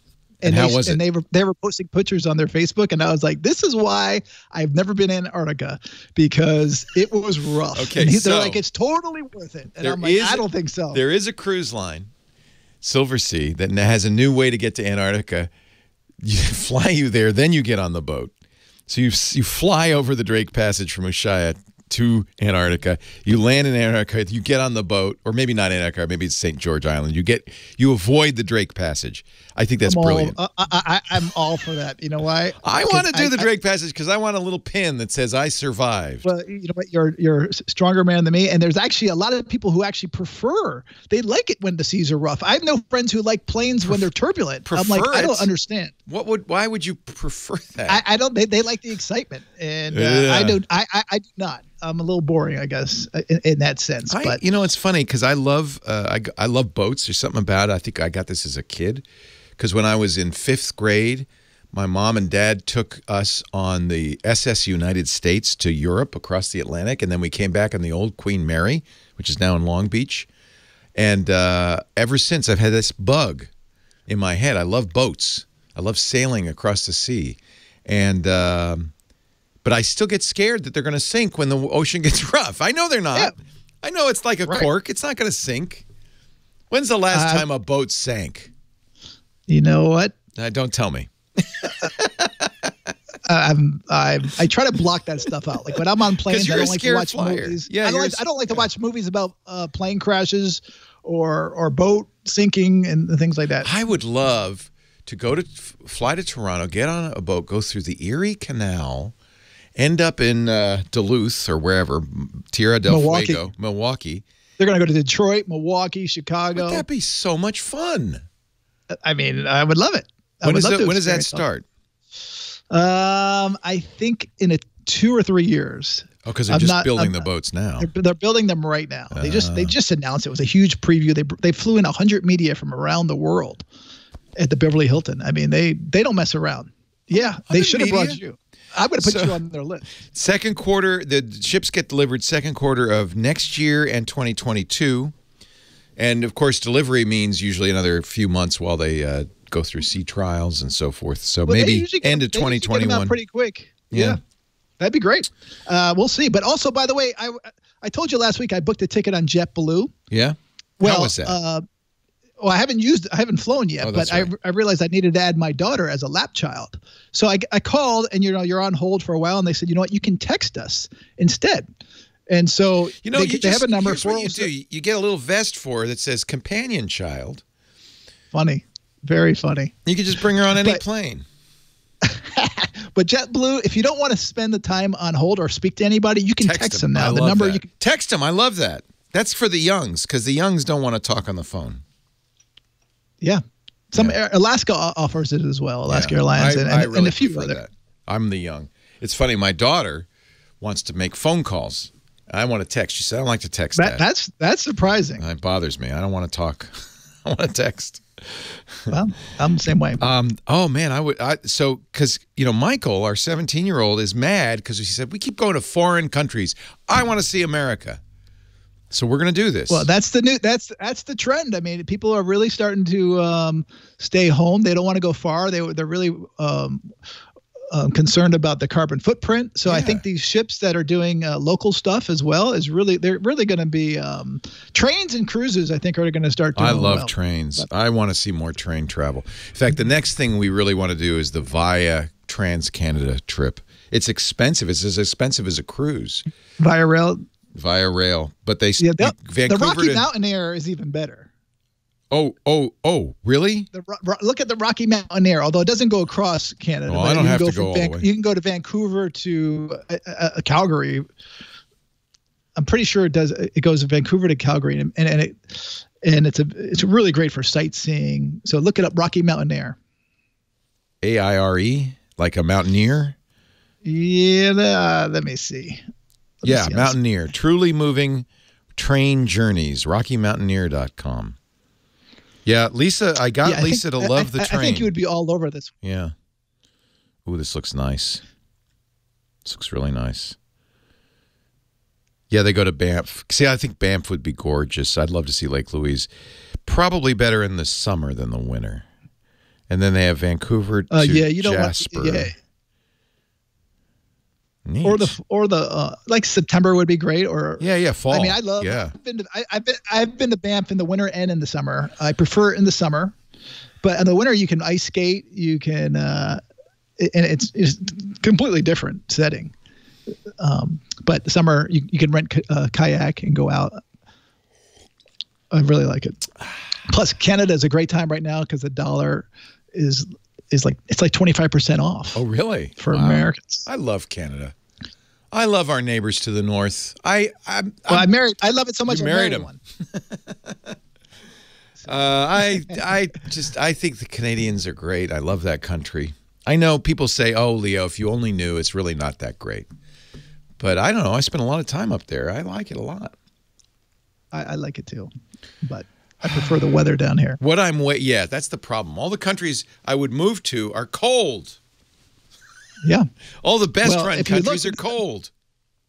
Exactly. The top 10 countries to live in are, Scandinavia, like 4 Scandinavian countries. Yeah. And Canada's in the top 10. Yeah. How about Germany? That's cold, but you could live South Germany and then. I don't think Germany was on the list. It's well run. It's a well-run country. It runs very precisely. Yeah, I like Germany. I love Germany. I was there a couple of months ago. I really enjoy going to Germany. I'm just looking. Once we become a dictatorship, I just want to know where I should be going. I'm with you, buddy. We'll know in a couple of years. We'll have some idea of where the republic is headed. Nothing lasts forever. I just want to go to a country that's well run. Well, where the infrastructure is maintained. Right. It's amazing to see my friends who come from overseas and they go to New York City and they're like, I can't believe it. I can't believe how dirty the subways are and they're not connected to the airport. Anyway, another story. A little thing that's a minor detail. Thank you, Johnny. See you later. Great to talk to you. Bye-bye.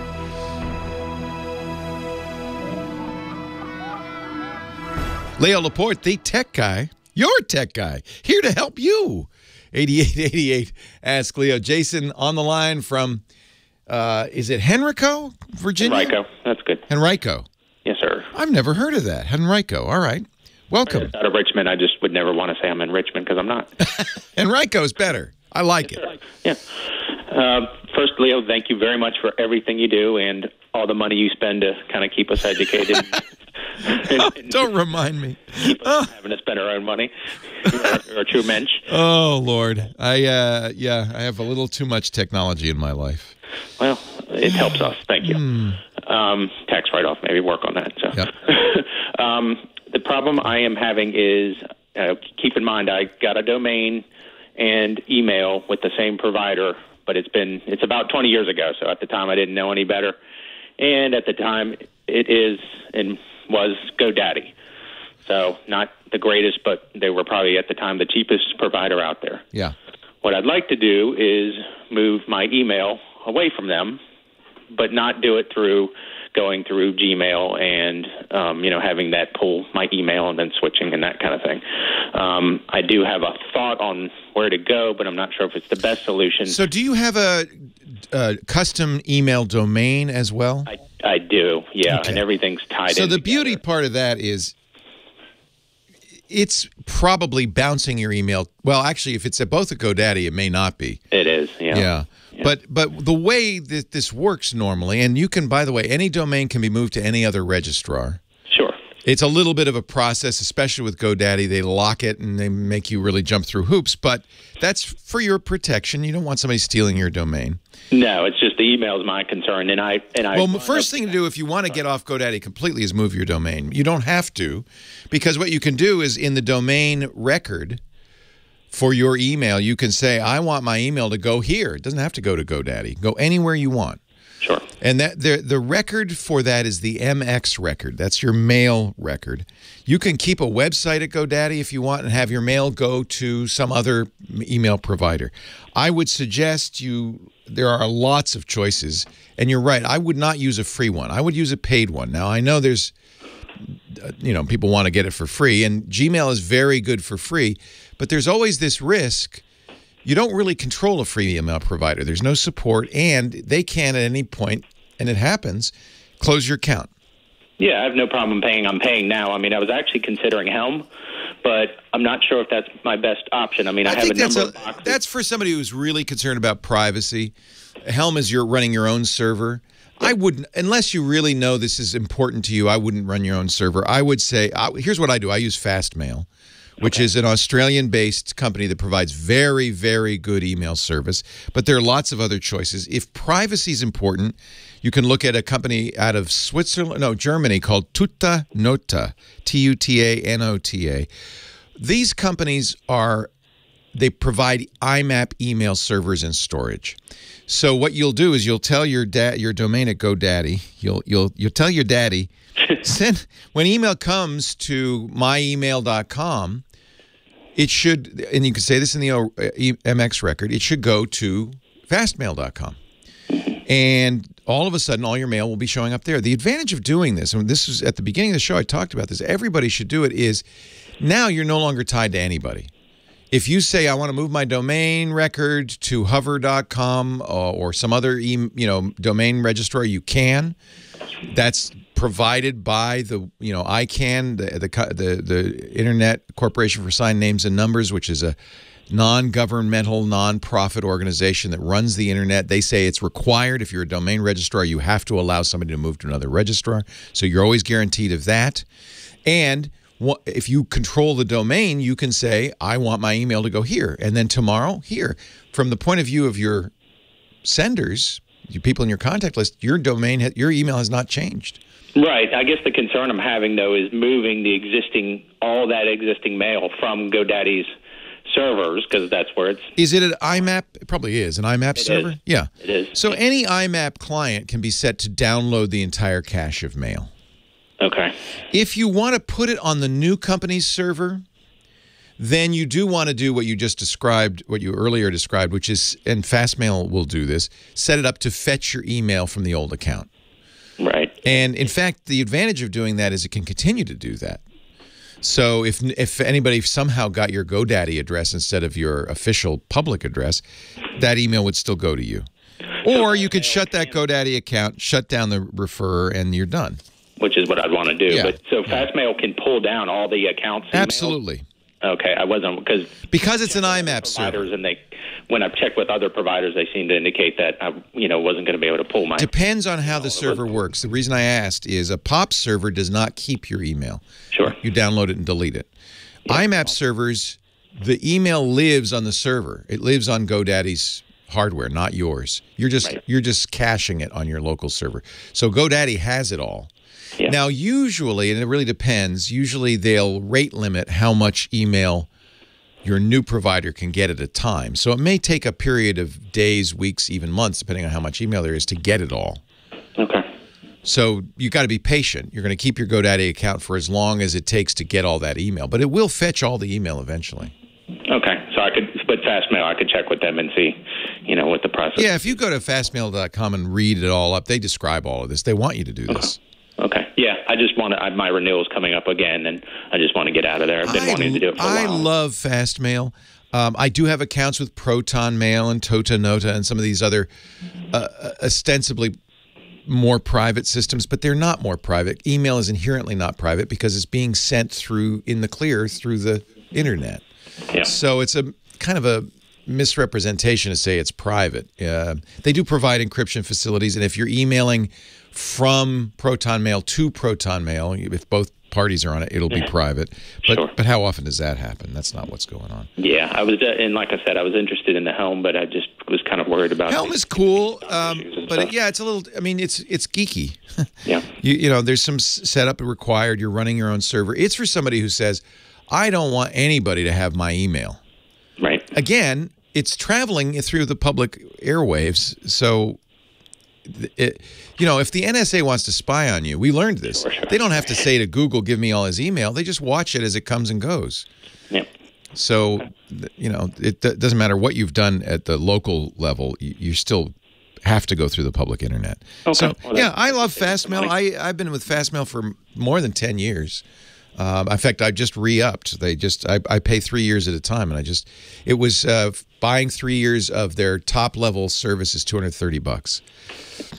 So and I would just need to transfer my domain to somebody else. Yeah, in fact, Fastmail will host it.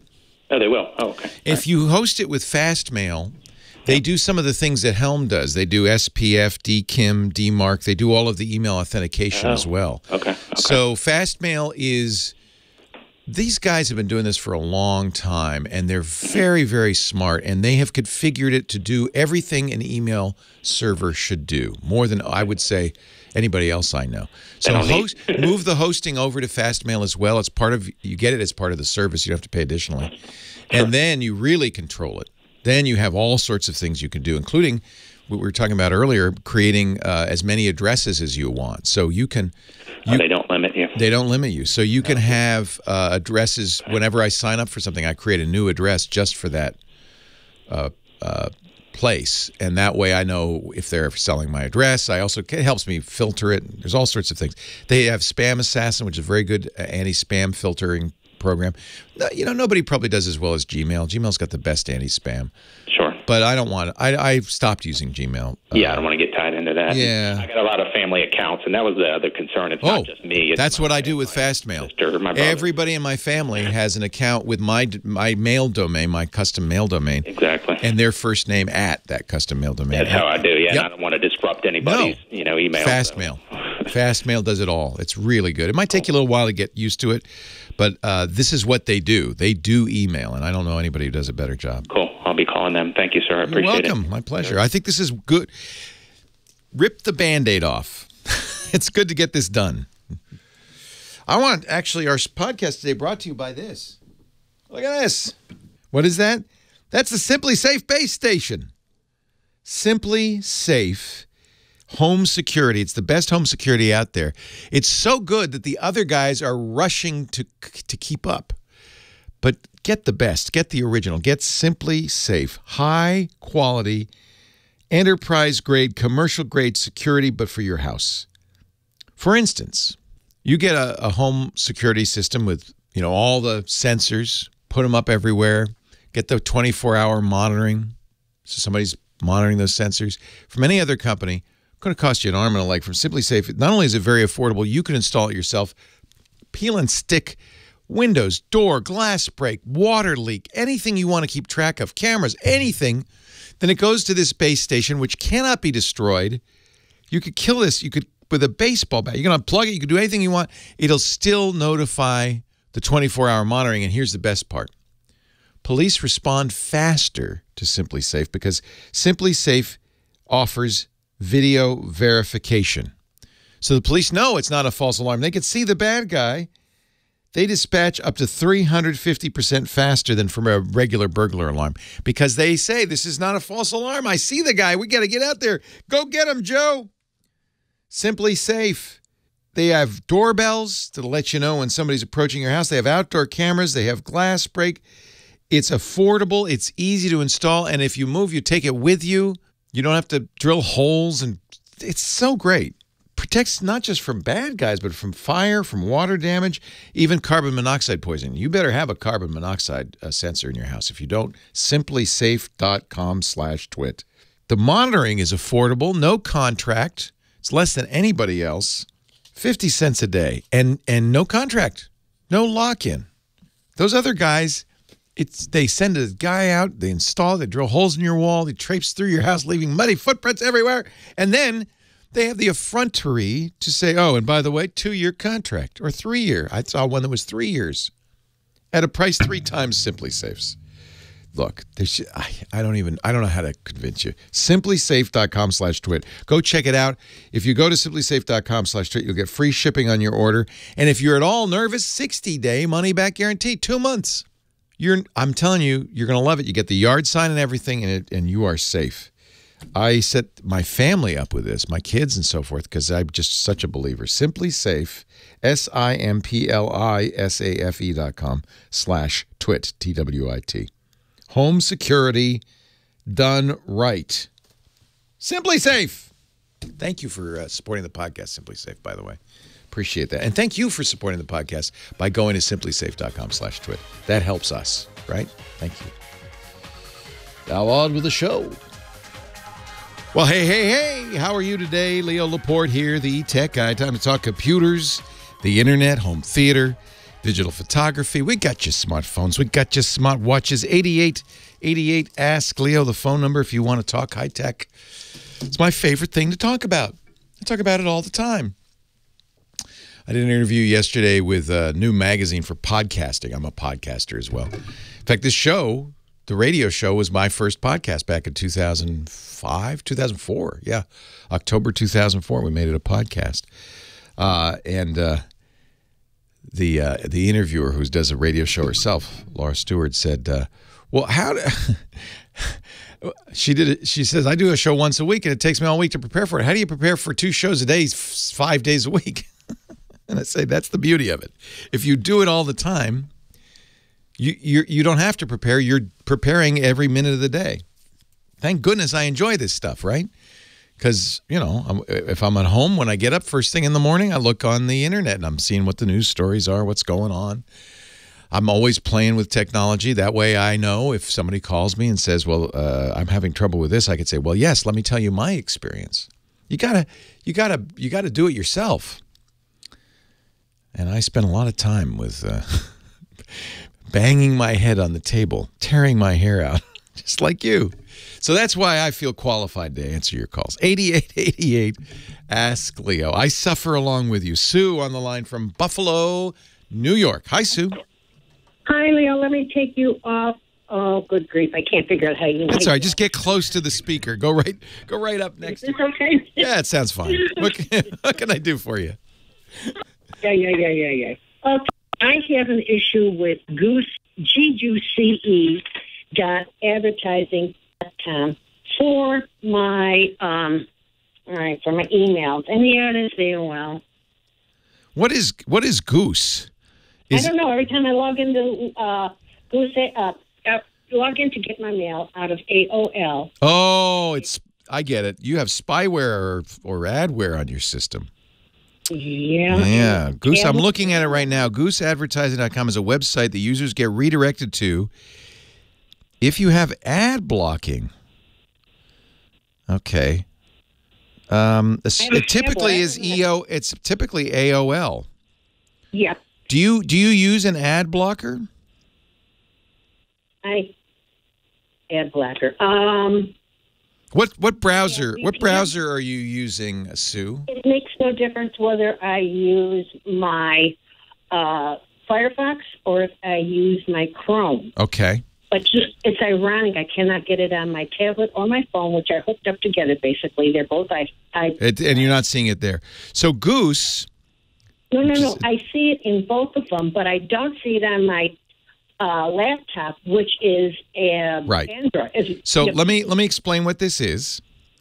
You're using AOL, which is owned by Verizon. Yep. Verizon has an advertising network called Goose, GUCE.advertising.com. Okay. They don't like you to use AOL Mail if you're not seeing the ads. So if you're using a browser that is blocking ads from Verizon online, they used to call it Oath. I think they changed the name. it will redirect it to goose.advertising.com. I didn't realize. It's not malicious. It's malicious only in the sense that Verizon is doing it to you. And the reason you don't see it in some browsers is they don't have any ad blocking going on. So you haven't? Did somebody else set your computer up? No, I've had my tablet for a long time, and it just started a couple months ago. And every time I want to look online to see my emails, I have to go to my laptop. Huh. And I can do it then. Okay, so it may also be, and I'm looking at a Microsoft forum that the chat room gave me that says that it also could be malware. So maybe you got some malware on there. It is goose.advertising.com is a legitimate Verizon site. It's their advertising site. But it also sounds like something else may be going on with that. So I don't want to tell you to download and install something like Malware Bytes. That's what a lot of people will do. It's not a bad program. It just makes me nervous. On an iPad, though? I thought that was... Yeah, you shouldn't see it on an iPad. So yeah. Are you using Safari? Are you using Safari on your iPad? Oh, I hate Safari. Well, that's a strong opinion. Yeah, I hate it. If I could get rid of it on my iPad, you can't, right? I would. I would look on your iPad to see if you've installed any ad blockers. How do I do that? Well, it'll be in your settings under the Safari setting. What browser? What browser are you using instead of Safari on your iPad? Firefox and Chrome. Yeah, Firefox does have some ad blocking in it. I don't think you have malware. I think that's the ad blocking going on. And it's only when you go to AOL, right? Yep. Yeah. Also, let's take, for example, if I get a text from, let's say, the pharmacy to let me know about a medication that's ready to pick up. Yeah. I get a 403, an error. If you click the link in the text? Yep. Okay, I'm going to guess. Because the server cannot be found. That's the error that you'll get if you have ad blocking. I wonder if it's coming from your router. Does this only happen when you're inside the house?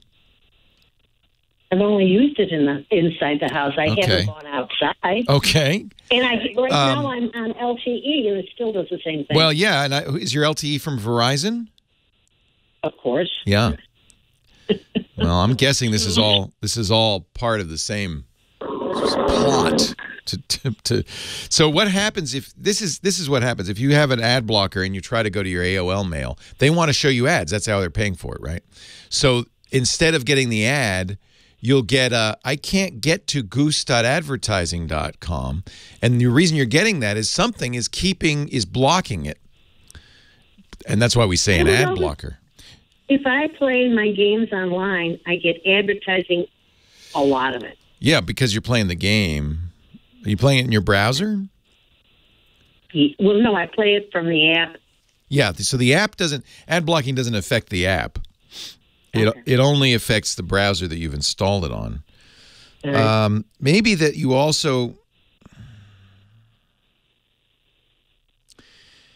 the problem I'm seeing, unfortunately, is there are all these anti-spyware programs that are saying, oh, this is spyware, and if you buy our product, we'll remove it. Whereas I don't think that's actually what's going on. So there's conflicting information on the internet.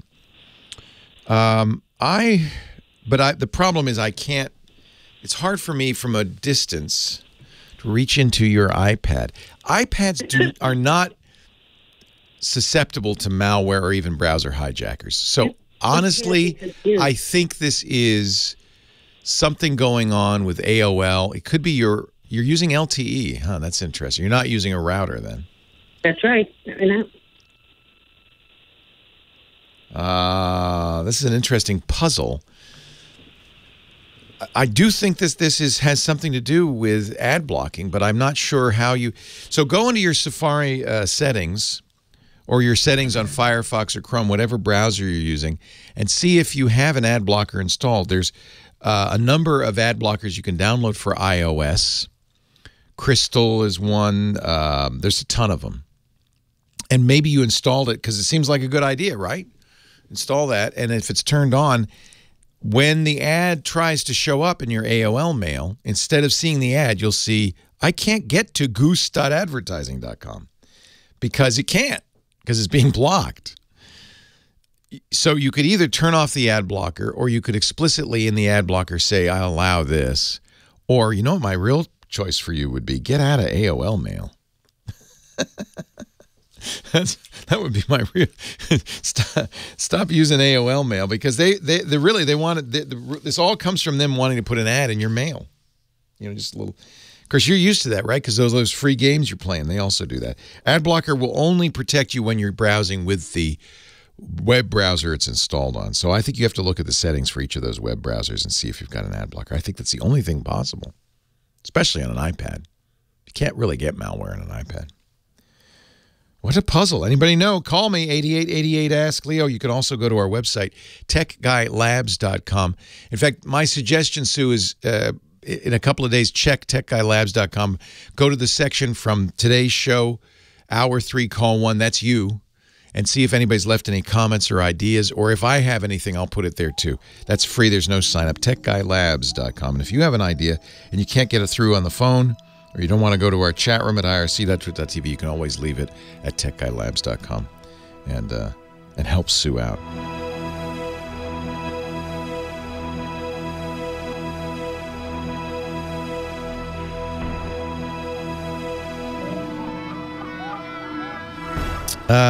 Line 2 is Tom in Atlanta, Georgia. Hi, Tom. Hi, Leo. How you doing? I'm well. How are you? Pretty good. I've got a networking question for you, if I may. Yes, yes. And I've got a router, and on the back of my local area network home router is 4 Ethernet ports. 4 of them. Count them, 4. That's right. And as you may know, Leo, I really only need 1. Well, I use all 4 on mine, but go ahead. Yeah, okay. Well, you probably answered my question already then, because my question has to do with network efficiency. Is it more efficient to plug in 1 24-port switch or 4 8-port switches? Where is the greatest... Oh, that's a really interesting... It depends on how smart those switches are. If the switches aren't... Yeah, they're dumb. They don't do a lot of management. Then it doesn't matter. Yeah. If you're doing managed switches, there might be a reason why you'd want 4 different switches, because you could use each switch to isolate stuff. Like each switch could be its own VLAN, virtual network. Right. But if you're not using smart managed switches, and, you know, we used to call them hubs. Now everything's a switch. But really, there's a difference between, there's switches and there's switches. There's smart switches and there's dumb switches, which are really just kind of hubs. Yeah. So unless you're using the smarts on that switch to isolate them, then it doesn't make. I don't know. I don't think there's any speed issue. So what I do, and the reason I use, so most routers do, so all routers originally had ports on them because that's what a router did. It took one input from your internet service provider and split it up into several different Ethernet ports so that you could have several computers or whatever attached to it. But nowadays, everybody's got Wi-Fi, so think of it as virtual Ethernet ports. You're getting online through Wi-Fi. You're not using those physical ports on the back of the router. But I'll tell you one good reason to use them. If you're using it for a Roku or an Apple TV or your television, if you're connecting to the internet, it's almost always better to use a wired connection over a wireless connection. Wired is always a little faster, a little more reliable, and especially with streaming media, I think it makes a big difference. So, is that why you have so many switches? Well, I do have a wired Ethernet home network, and I've got quite a bit on the network. Yeah. I could use 24 ports. Exactly. I have a Netgear 24-port switch connected to the back of my Orbi router in my office. That's what I use in my office internet. And it's going to the TV set. It's going to my Synology NAS. It's going to all the hardware stuff that I want wired. Yeah, that's exactly how I use it. So a corollary to the question might be, since I'm talking to you over voice over IP at this very moment, through my router, I've got the voice over IP, that one box dedicated to one Ethernet port on my router. It's not going through the switch at all. Right, but it's still going through the router. So, right, exactly. So a lot of times when you get a VoIP provider, Ooma or Magic Jack, or there's a whole bunch of these hardware voice over internet providers, what they say is, don't put us inside a router. We want to be right on the internet. And the reason they want to be right on the internet is they're doing all sorts of quality of service stuff to make sure that your voice sounds best. But who in the world can do that? I mean, it's not a practical solution because so it's almost always inside a router, and they're just going to have to live with that, and that's what you've done. It wouldn't make any difference if you directly connected it to your router or you connected it to one of the switches that was connected to the router. Shouldn't make any difference. Okay, but anyway, I connected it to the router. Yeah, that's fine. It's a little, I guess, in theory, more direct. What you're avoiding is any kind of messing around the switches might do. There's also 4 ports on the back of my cable modem, and I assume that's for port bonding. That's a good question, and you'll have to look on the cable modem to see how it handles that. Some cable modems actually are routers, and if you see 4 ports, that's an interesting question. What are those 4 ports for? Are you a router? If you are, turn off the routing to put that in bridge mode, because you don't want the cable modem to route and your router to route. That's not a far from ideal. And I tried plugging in my voice over IP into one of the 3 ports into my modem, and it didn't work. It didn't work, yeah, because it's not getting any. Yeah, it's not. Right. You only have, unless you have multiple IP addresses. It may be that cable modem is set up in case you bought 3 IP addresses. You could have each one have a separate port. I would go into the management console on the cable modem and take a look at that.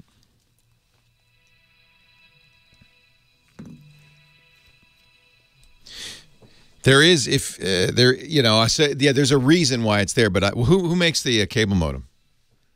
Motorola. It's an Aris? It's MB8600. Yeah.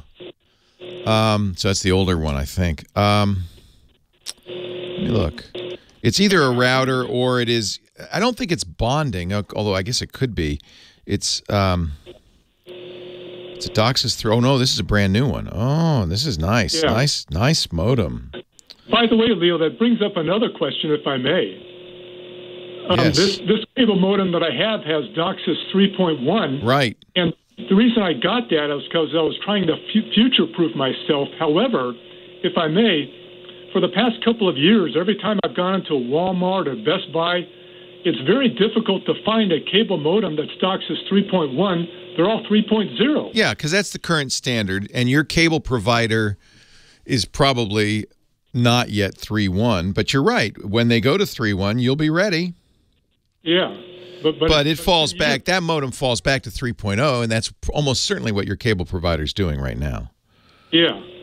But Leo, it's been years. I remember the 3.1. Oh, I know. You know how this is. Really think about it. The cable company has to buy new gear if they're going to move to DOCSIS 3.1. Well, Comcast wouldn't want to do that. They wouldn't want to buy new gear. They're going to get every bit of the juice out of the old gear. Yeah. In fact, you're lucky they're at 3.0. The reason they're at 3.0 is there are some real advantages from their point of view. Not just better speed, although they are selling the better speed, but they're better management too. So, there's a point where it's in their interest to upgrade. I guess the big upgrade from 2 to 3, everybody did, but I don't know. Maybe they're not moving that quickly to 3.1. So you've got 1 open and 3 masked gigabit Ethernet ports. Allows connection of any single device with an Ethernet port, including a router. Yeah, they don't. I'm not sure why they have those 4 ports on there. 3? You must be correct. If I buy more than one IP address, that can be the only reason. It has to be. I can't. Yeah. What else could it be? It has 1 open and 3 masked. Yeah, it's for a subnet. That's what it is. It's a subnet. So the 1 open has the full range of addresses that you bought, And then you could say, okay, anything in the the .0 to .64 should go on this port. If you go into the management console, you'll be able to do that. The multiple Ethernet ports are not for connecting multiple devices. Oh, wait a minute. You're right. They allow connection to a router that can bond more than one port to achieve speeds over 1 gigabit when supported by your cable service. You nailed it. They're for bonding. Yes, port bonding, yeah. Yeah, I don't know what the masked part means. I was assuming masked was IP masks, but I don't know what they're talking about. Okay, so you're not going to get anything on those subsequent ports. Right. Interesting. Well, someday you'll get 3.1 and you'll say, "See, I was smart." I did the same thing when I bought a new cable modem. I said, "Well, I'm just going to get 3.1." But the stores, what do the stores know? They just carry what. Who buys anything in a store these days? Well, I do. Apparently, you're the last one.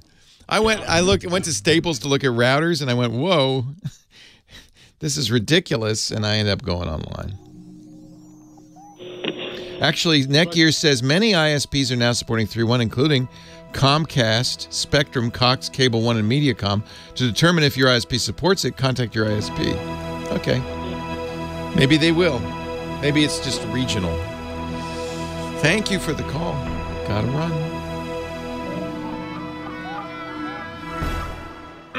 Leo Laporte. Yeah, the tech guy. 8888. Ask Leo, the phone number. Line 4, Chris, Burbank, California. Hello, Chris. Did I push the right number? Did I do everything right here? I think I did. Chris, are you there? All right, let's see. I'm going to put you on hold, and I'm going to go to Zach in Los Angeles. Hi, Zach. Hi, Leo. Hope you are well. I am well. How are you? I'm fine, sir. Thank you for the programming. Question I have is for the cables. They're getting very expensive. I'm basically watching 2 channels, CNN and Fox News, nothing else. And I've got a Roku TV, but doesn't allow me to watch those two through Roku. What other choices do I have besides going back to cable? You don't find it confusing to watch both CNN and Fox News? That's the only thing I would find that confusing. So let me think here. To get CNN, you have to buy it, basically. CNN, you want to get it over the top. You don't want to get it through the cable company. Is that right? Over the top means over the internet. Yes, sir. Yeah.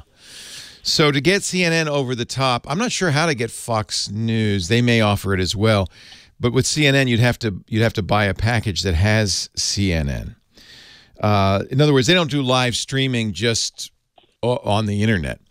You'd have Any companies that they have live streaming? Oh, there are a lot of them. Yeah, almost all. So there's a whole category now of companies that are basically duplicating cable service over the internet.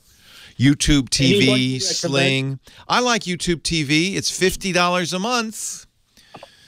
And you will get CNN and Fox. You'll also get a bunch of other stuff that you don't watch, but you'll get those two for $50 a month. There's Sling TV. Now let me see. Scooter says if you go to go.go.cnn.com, are they live streaming there? It looks like they are. So, it's CNN Go. It's a preview. So they're pushing their app called CNN Go. I'm sure you can put CNN Go on your Roku.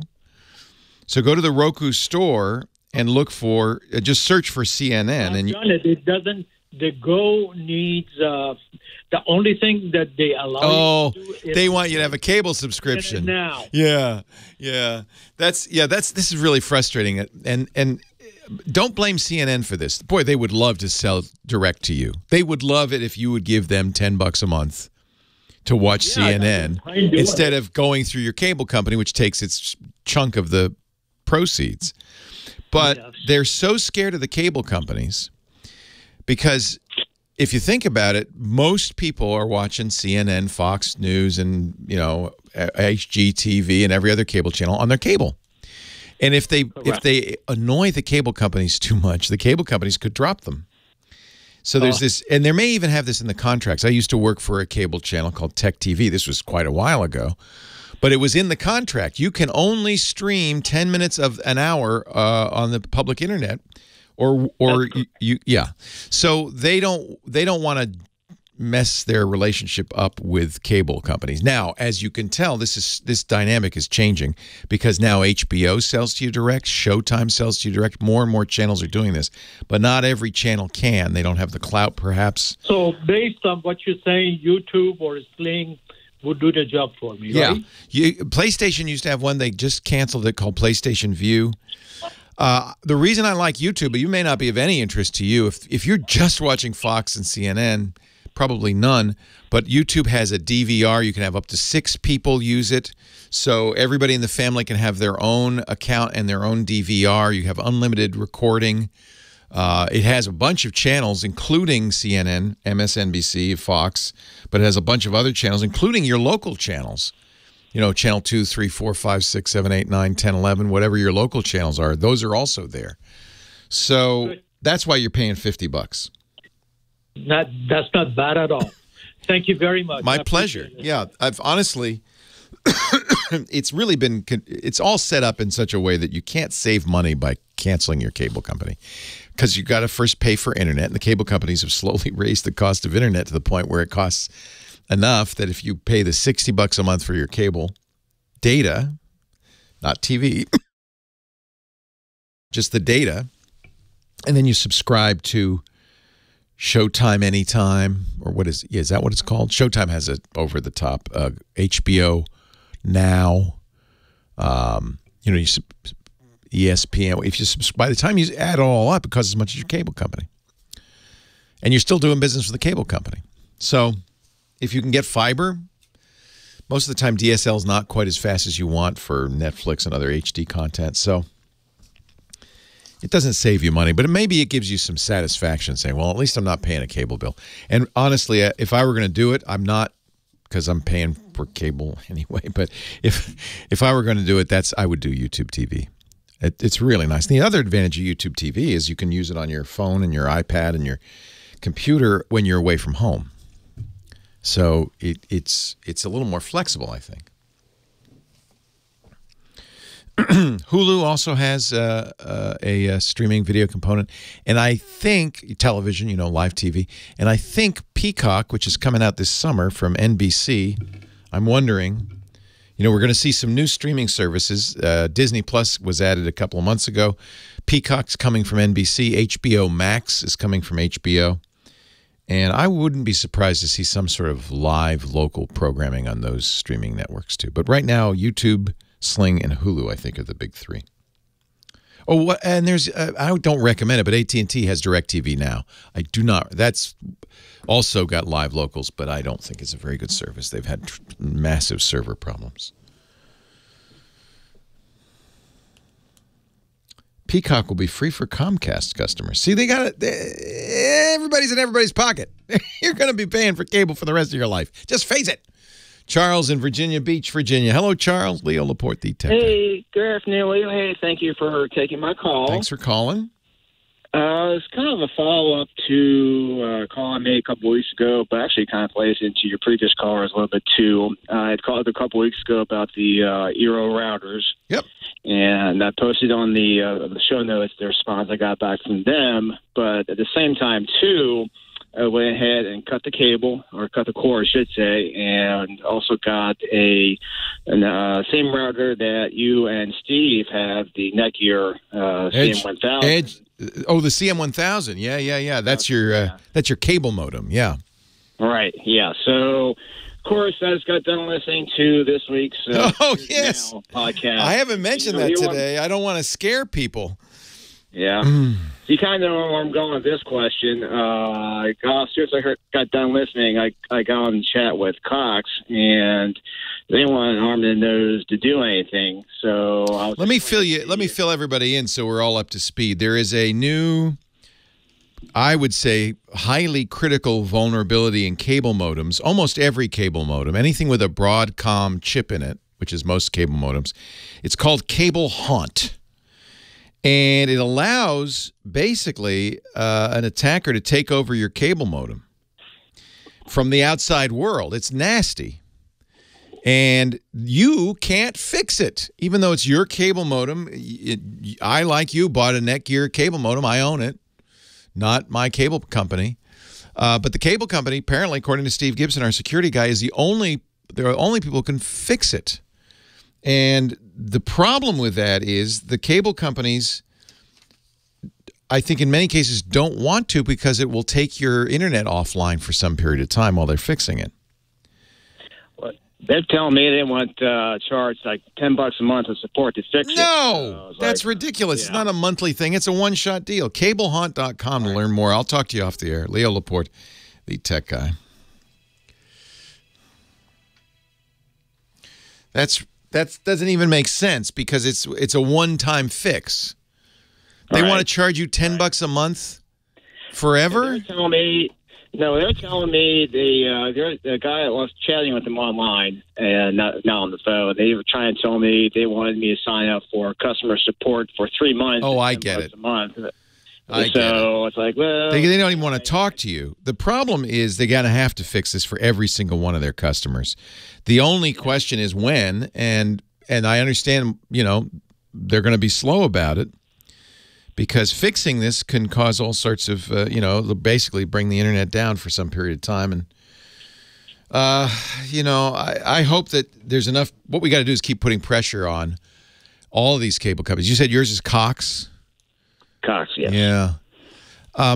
Steve mentioned a fix, which you can do on your CM1000. The trick is to figure out what the IP address is of the CM1000. In most cases, mine is 192.168.100.1. Right. And then there is an administrative console to that, so you surf to that. Yeah. Right. And you can go in there. And then you want to get to your spectrum analyzer, which is in most cases port 8080. So it would be 190. So in fact, you can check right now to see if you have it. You go to 192.168.100.1:8080 and a spectrum analyzer will pop up. That's the flaw. Okay. And the fix is, and I tried this last night. I couldn't get it to work, but maybe you can. The fix is to block port 8080. Because the way a bad guy would do this is by getting malware on your computer inside the network. So, so this is a big giant protection is as long as you don't get malware on your computer, you're probably okay. But get malware on your computer that then uses the spectrum analyzer. So it has to be coming from your computer to the spectrum analyzer, 192.168.100.1:8080. If you can, in your firewall, on your router, which is between your computers and the cable modem, if you can say, don't allow any traffic from inside the network to port 8080, you will protect. I believe that's a mitigation. Right. Yep. So you're going to have to do some homework to figure it out. It took me a while to figure out where my cable modem was, how to get to the spectrum analyzer, and then you have to figure out how in your router you can block traffic. Yeah. So that's a short-term fix, as far as I know, and that's from my probably, and Steve, if you're listening, correct me, from my probably incorrect understanding of what he was talking about. But he said you can do that. Okay. So try that anyway. I tried to, I was able to get to the spectrum analyzer on my CM1000, so I know that that's there. So once you do that, you now know your router's port and router's address rather, and your cable modem's address, and now you know that port is active. You need to block that, and then you'll know you've done it if you can't get to the spectrum analyzer anymore from inside your network. Okay. Good luck. Try that. I could never get it working, but it was a router. It was for me getting my firewall to work properly on the router, and the problem is most router firewalls block inbound. You need to block outbound. I'm not sure how to do that. I didn't spend a lot of time. I need to spend more time on it. It's pretty much every cable modem with a Broadcom chip in it because they basically copied Broadcom's demo firmware. Hello, Dickie D. Hey, Leo. How you doing? I am good, my friend. How are you? I'm fine, too. Are you doing no, you're Tech Guy after this? Nah, you can just take it after me. Oh, okay. Are you done with television? I'm done with television. Done with it.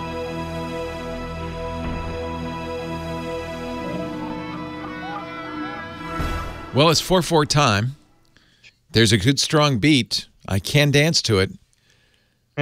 Is this disco? I guess it is. That's Dick DeBartolo. Yeah, why not? We're going to call him Disco Dick.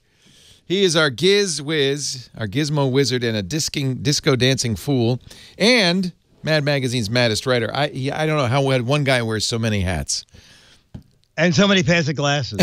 You just changed your glasses? Am I that hard to see? No, I forgot to put on my non-reflective glasses. Oh, you use computer glasses? No, these are just Warby Parker non-reflective. They just have a coating. Yeah. Yeah, because when you're on a camera and there's lights shining, you don't want the people to see the reflection. Exactly. You don't want people to see the craziness that's going on the other side of the camera. No, and I guess we should be honest. It's a new year.